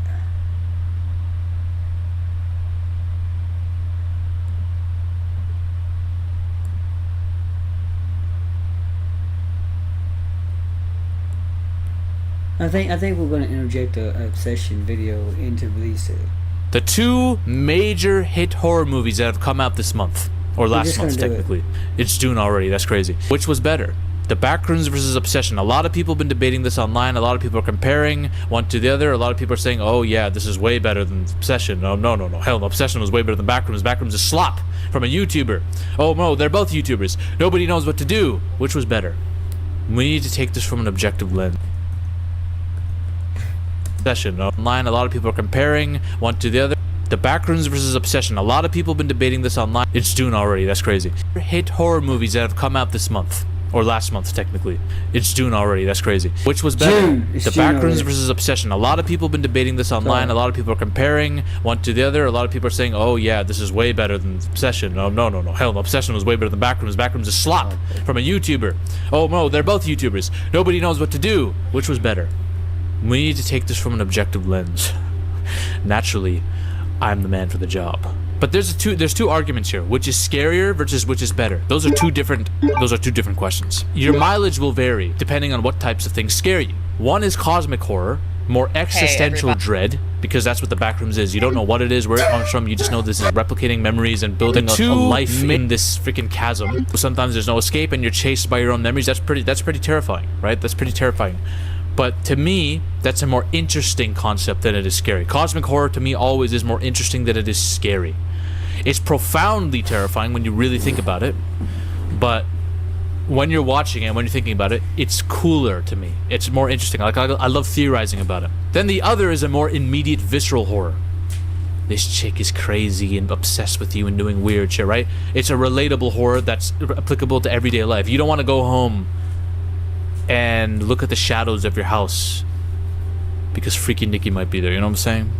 I'm trying to turn the lights on before I sleep because I don't want some chick in the corner crying. My imagination will fill in the gaps if it sees shadows. That's the type of fear that the Obsession brought to me. Now, you could say that similar with Backrooms, you didn't want to be stuck in a washroom alone or go into a hallway because you were afraid of, being isolated or it not ending. There's a claustrophobic fear with the Backrooms, I understand. So it depends. So one type of fear might be scarier to you than the other. Smiling brunettes in the dark who are demonic with a knife, that shit terrifies me more than anything. Long-haired smiling brunettes. So of course I'm going to be infinitely more terrified than Obsession. Obsession is on a movie that I enjoyed as much as Backrooms. Backrooms, I enjoyed watching that because of the concept, the stuff that was happening. The Obsession was so unhinged and terrifying. I was having anxiety, bro. I was waiting for that shit to end. These are two different kinds of experiences. So to me, Obsession was scarier by far, but that's because that type of that archetype scares me more than the archetype in a Backrooms. Backrooms, the concept is interesting. Was having Backrooms. Backrooms, I enjoyed watching that because of the concept, the stuff that was happening. The Obsession was so unhinged and terrifying. I was having anxiety, bro. I was waiting for that shit to end. These are two different kinds of experiences. So to me, Obsession was scarier by far, but that's because that type of that archetype scares me more than the archetype in a Backrooms. Backrooms, the concept is interesting. The concept in Obsession is freaking terrifying. So those are my thoughts on that real quickly. Now, in terms of which was a better film, that's a completely different question, and that's something I want to get into. Here's how I'm going to assess this. I'm going to do the main categories: cinematography, music, writing, characters, acting, concept, scares, structure, and then overall execution. All right? Here we go. Cinematography. this is tough, right? Because Obsession, its lighting is like beautiful. Obsession's a beautiful looking movie, man. The lighting choices, the way they use shadows on Nikki, the color palette, like everything about it is beautiful. However, it's up against a lot here because the Backrooms not only has great shot selection and lighting too, they built an entire, like, what is it, 30,000 square feet? I don't know how much. A huge set for the Backrooms. And obviously it's not fair because, but they built the sets. No. The set design helps the cinematography. The lighting they chose, the wallpaper, all that. When you're in the Backrooms, it looks amazing. The cinematography looks amazing. All the shots look crisp. I have to give this one to Backrooms probably, y'all. And it's close because Obsession, when I think about Obsession and the way the colors look, it's a very beautiful looking film. They use simple shots and make them look amazing. I really, when I'm in the process of like writing my short film, and I'm taking into account all the shots look crisp. I have to give this one to Backrooms probably, y'all. And it's close because Obsession, when I think about Obsession and the way the colors look, it's a very beautiful looking film. They use simple shots and make them look amazing. I really, when I'm in the process of like writing my short film, and I'm taking into account the way they use shadows and lighting. I really need to study Obsession. There's many films that have done it like this, to be clear. Okay, there's many films like Hereditary that use shadows beautifully. But Obsession's a very good looking film. However, Backrooms gets the nod because they did so much to make you really. First of all, they captured the feel of the YouTube series, but they adapted it for Hollywood, a mainstream Hollywood film. That is kind of hard to do, and I really enjoy the fact that they did that. I think the cinematography probably goes to the Backrooms, but it's very close. Music, again, another close one. The Backrooms has some good music in it. Eerie, it's atmospheric. But Obsession's music, it's miles. It leaves a lasting impression. It captures euphoria, horror, and tragedy so well. From the opening scene, from the title card, man, when the music hits, I'm like, oh, this is gonna be a banger. I knew it. I've listened to the soundtrack often. The Backroom soundtrack is a bit more forgettable. The Obsession is not. I've gone back and listened to the official album, all the songs in it. I'm like, yeah, I remember every scene this track corresponds to and how it made me feel. The music in Obsession is a beauty. It's a beauty. It captures that nostalgic kind of synthwave music from the past almost, but it applies it to like real horror, and I love it. Writing. So this is where people might disagree with me. I praise Backrooms a lot for trying to almost kind of do two different movies. It's trying to be the found footage horror that Kane Parsons did in a series, but it's also trying to be a mainstream, not a mainstream, but a typical A24 movie that talks about characters and trauma and all this stuff. I think a lot of the trauma parts was a bit ham-fisted. I don't think it's as subtle as fans of the movie might want to admit. And the third act, there's stuff that happens with the character of Clark that, in my opinion, was not only rushed, but some of the dialogue started getting ridiculous at times, and it was kind of out of left field. I wasn't a fan of the actual screenplay of the Backrooms as much as the way that some of the sequences, the cinematography, stylistically, right? I thought the script was actually the thing that could have used more work, and I think Kane Parsons even knows that. But the sequel's been announced, and he has a different screenwriter for this one. So I do think there was a clash of two different minds when it came to the writing here. I do think the Backrooms probably functions better as a TV show based on what I saw in the movie. And I think that's what you could tell. The Kane Parsons wanted that. In his interviews, he said that's what the original intention. You can tell there was that conflict here. Obsession, I think the writing is all for the movie. It is, and remember, you have to take these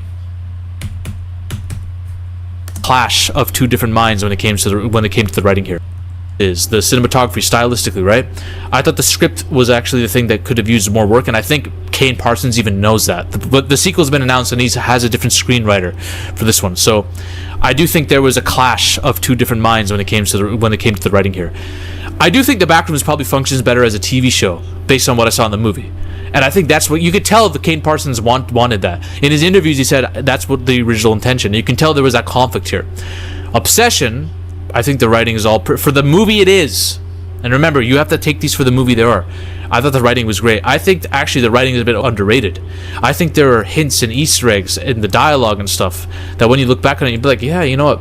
It makes sense. I think the writing, obviously, it's a standard story. It's not an original story necessarily, but in my opinion, it's like one of the better versions of that story. So I think the writing overall for Obsession, it's not that it was miles better, it's just that Backrooms did some things that made me scratch my head, whereas Obsession kind of stayed consistent throughout. Acting. Again, this is tough because the two main actors, Chuidi Alfor, I can't say his name. He's amazing. He's genuinely great. He acts his ass off in Backrooms. I love Renata as well. I think she's great. She's very good looking too. But still, both of them are solid actors, veterans of the game. They do their job well. Their performances actually help carry. She's Norwegian. Some of these sequences. But guys, if anything is going to be remembered from Obsession, it's going to be the performance of Indy Navarrete as Nikki. This is an Oscar-worthy performance. I don't give a fuck what anyone says about it. That's how good she was. This is going to be remembered for years and years. And by the way, I don't want to make it sound like she was the only good actor here. Every single performance in this is good. Every single one. But she chews up the scenery at such a high level. She's terrifying in this, man. And you also feel bad for her. She captures all those emotions so well. She really was on her A game. She got the assignment. Acting has to go to her. Acting has to go to Obsession. I have to not put that for Obsession. And it is close because the acting in Backrooms is so good too. But the Obsession performances, the main performance in Obsession carries that film to horror movie greatness, man. Concept, easy. Backrooms. The concept of Obsession is pretty cool. I'm gonna make this wish that has black magic around it, and the wish is gonna take over Nikki and create a new Nikki, right? It's a really scary concept. But for me, and this again, your mileage will vary on this, I love the Backrooms as a concept because it's not only cosmic horror, it's existential in nature. It leaves more room for you to theorize and stuff, right? And that also, it is helped by the fact that there's a series on YouTube that kind of connects to it, and Obsession doesn't have that. But for me, the Backrooms left me. I'm gonna get to what these movies made me feel after the fact, but the Backrooms, I was constantly watching interviews with Kane Parsons about what he thought about the Backrooms, liminal spaces, where he's going with this, what his sequel ideas are. Does he have a Bible of lore, right? I was looking into the lore more with Backrooms. The Backrooms concept is built for lore, so you got to give it to Backrooms. Scares, built on lore. Again, subjective. Your mileage will vary, and I think these are very close because the Backrooms has some sequences where me and the audience were like, yo, hell no, fuck no, right? It was thrilling, but it was thrilling in a fun way. The Backrooms has fun scares. The Obsession has like, I don't want to be here scares. I would rather off myself. This is like trauma. You know what I'm saying? Like the bedroom scene in Obsession where she's in the corner is legitimately more terrifying to me than anything in the Backrooms. The problem is with Backrooms, there's some scary stuff in the beginning of the film where you don't know what's actually chasing them, and then when you find out, it kind of ruins it a little bit for me, scare-wise. It gets a bit goofy, right? With Obsession, it's terrifying the whole way through because not only does this feel intensely real, but it's really sad. You could see this happening to someone, even without a wish. You could see someone being this obsessed to an unhinged degree. Now, there are some things that Nikki does with her movements. It's more terrifying than anything in Backrooms. I'm sorry, just is. Scare goes to Obsession. The scares of Obsession made me want to have the lights on at night. The Backrooms didn't affect me on that level. The Backrooms I was more interested by it. With Obsession, I was like, oh my god, bro. This is the difference. Backrooms, I was like, people were clapping after. Obsession, everyone was like,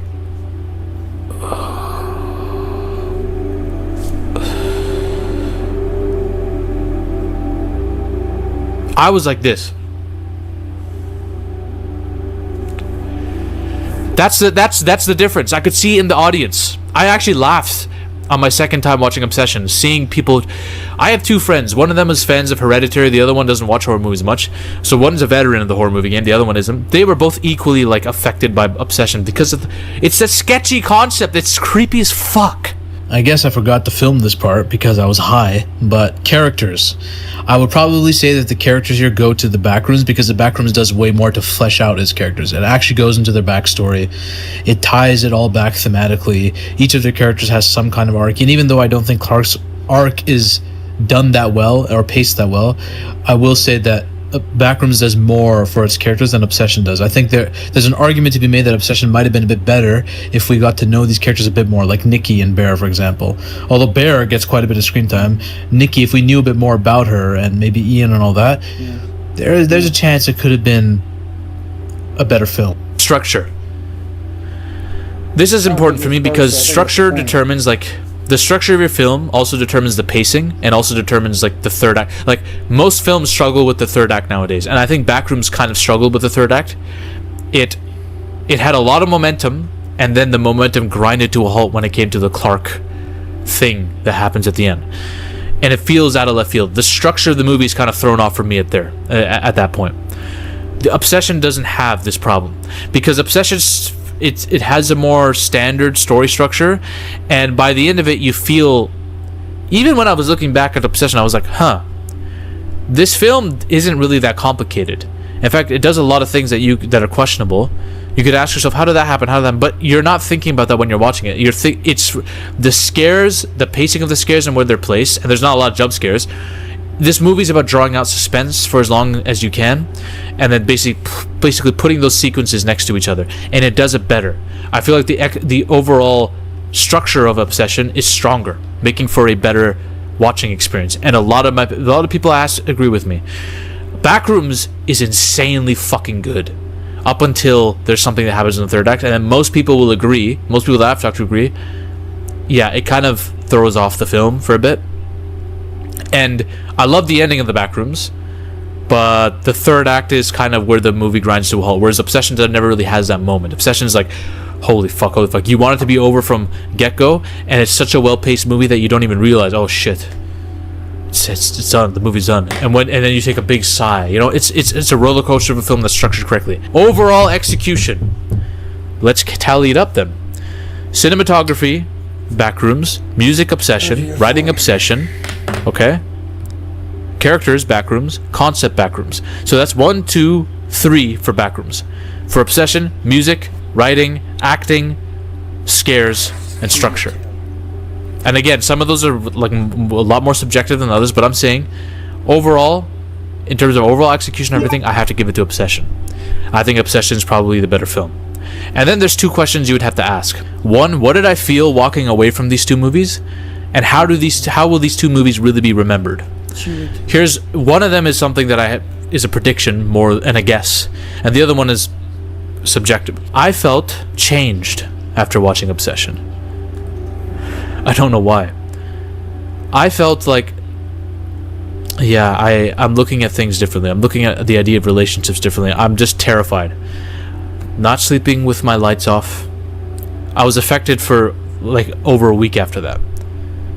That's how I felt. I was like, and I actually felt sad because this movie is a tragedy just as much as a horror movie. It really got to me in that way. Like I really felt bad. I was watching a lot of the Q&As after Obsession obsessively, trying to figure out like what they were thinking, what their reactions were. And part of me was just to see these faces happy, because what happens at the end of this film, like, god damn, man, you just feel terrified. The Backrooms, I came away making theory videos because I'm obsessed with theories. But I was into the lore of the Backrooms before the movie came out, right?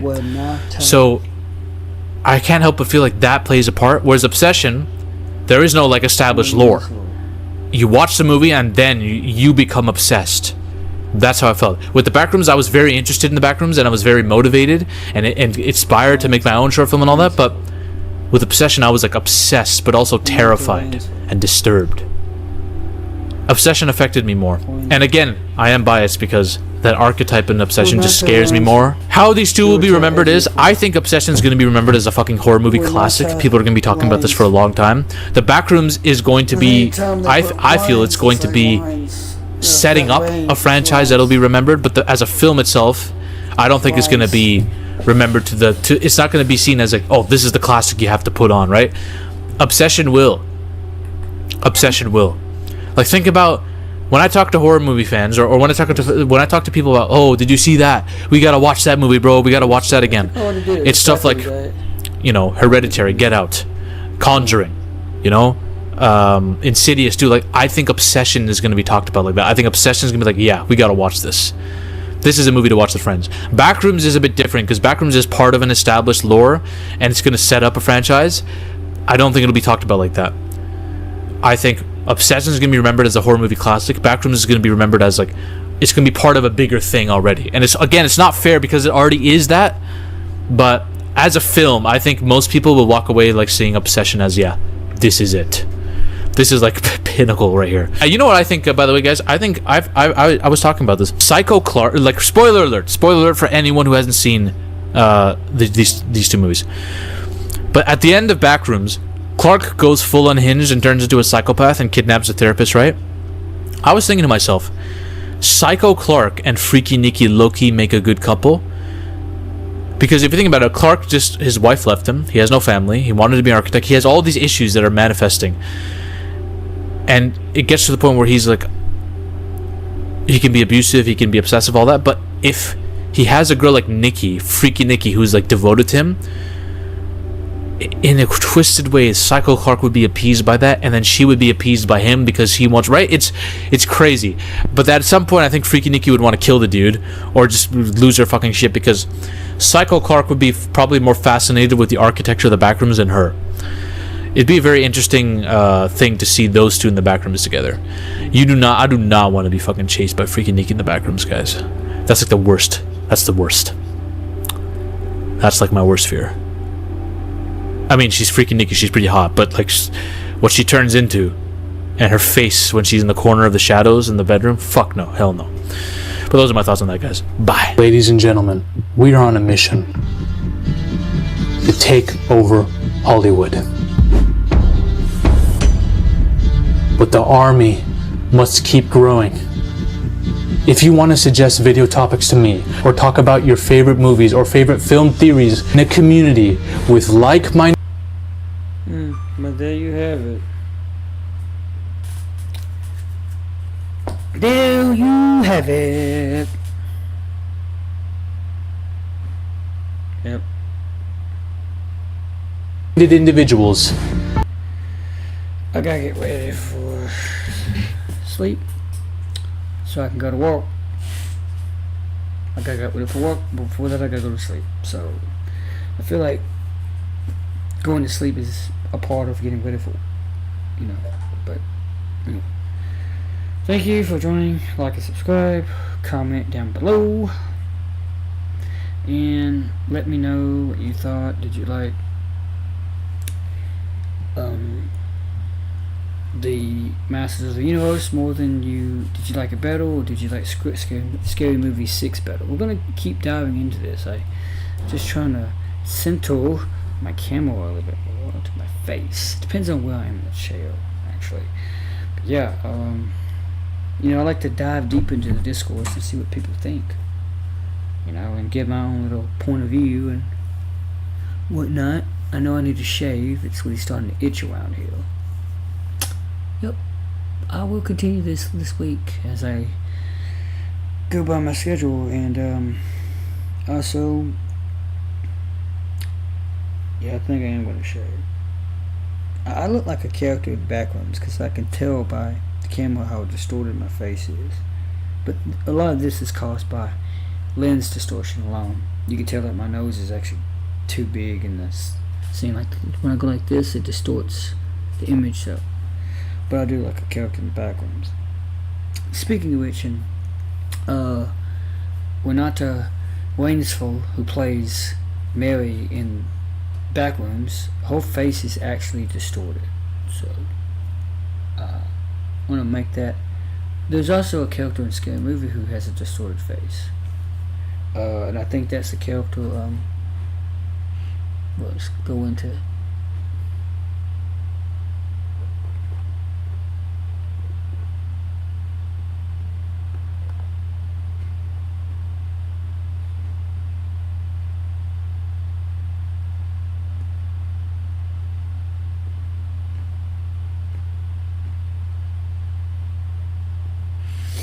The character that plays the daughter of what's her name? Daughter of Cindy.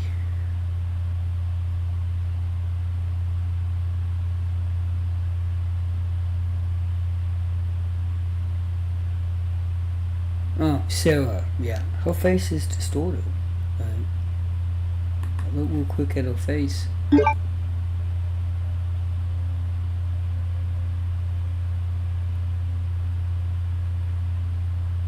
And I think everybody's face will be more or less distorted. I'm just saying.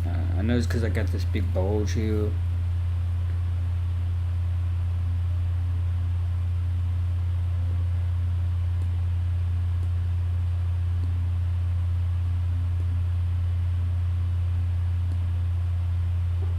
Might get a good profile.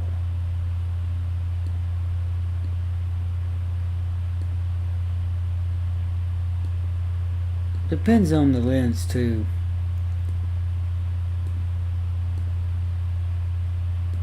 Gotta get just the right angle.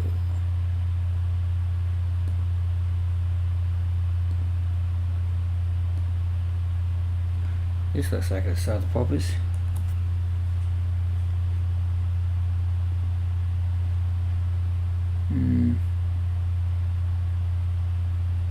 Yep, the eyes don't completely line up.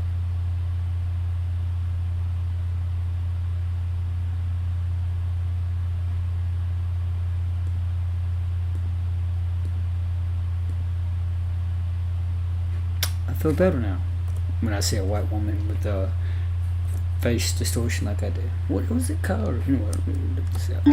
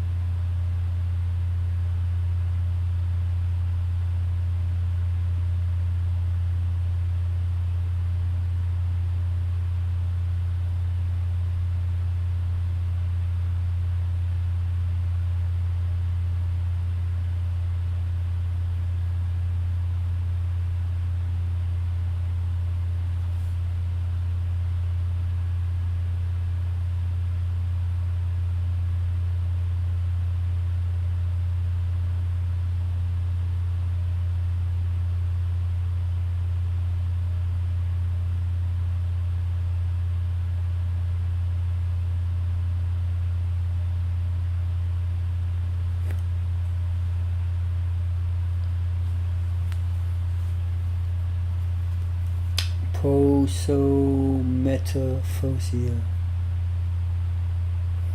Oh shit, son!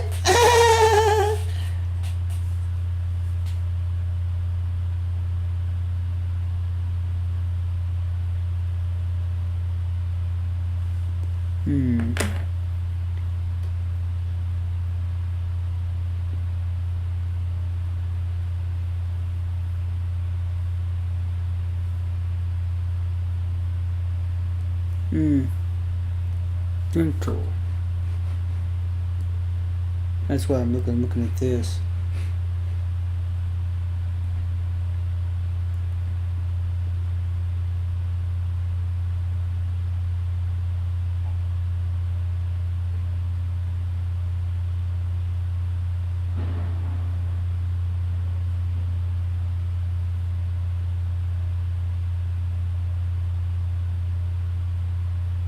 Anyway.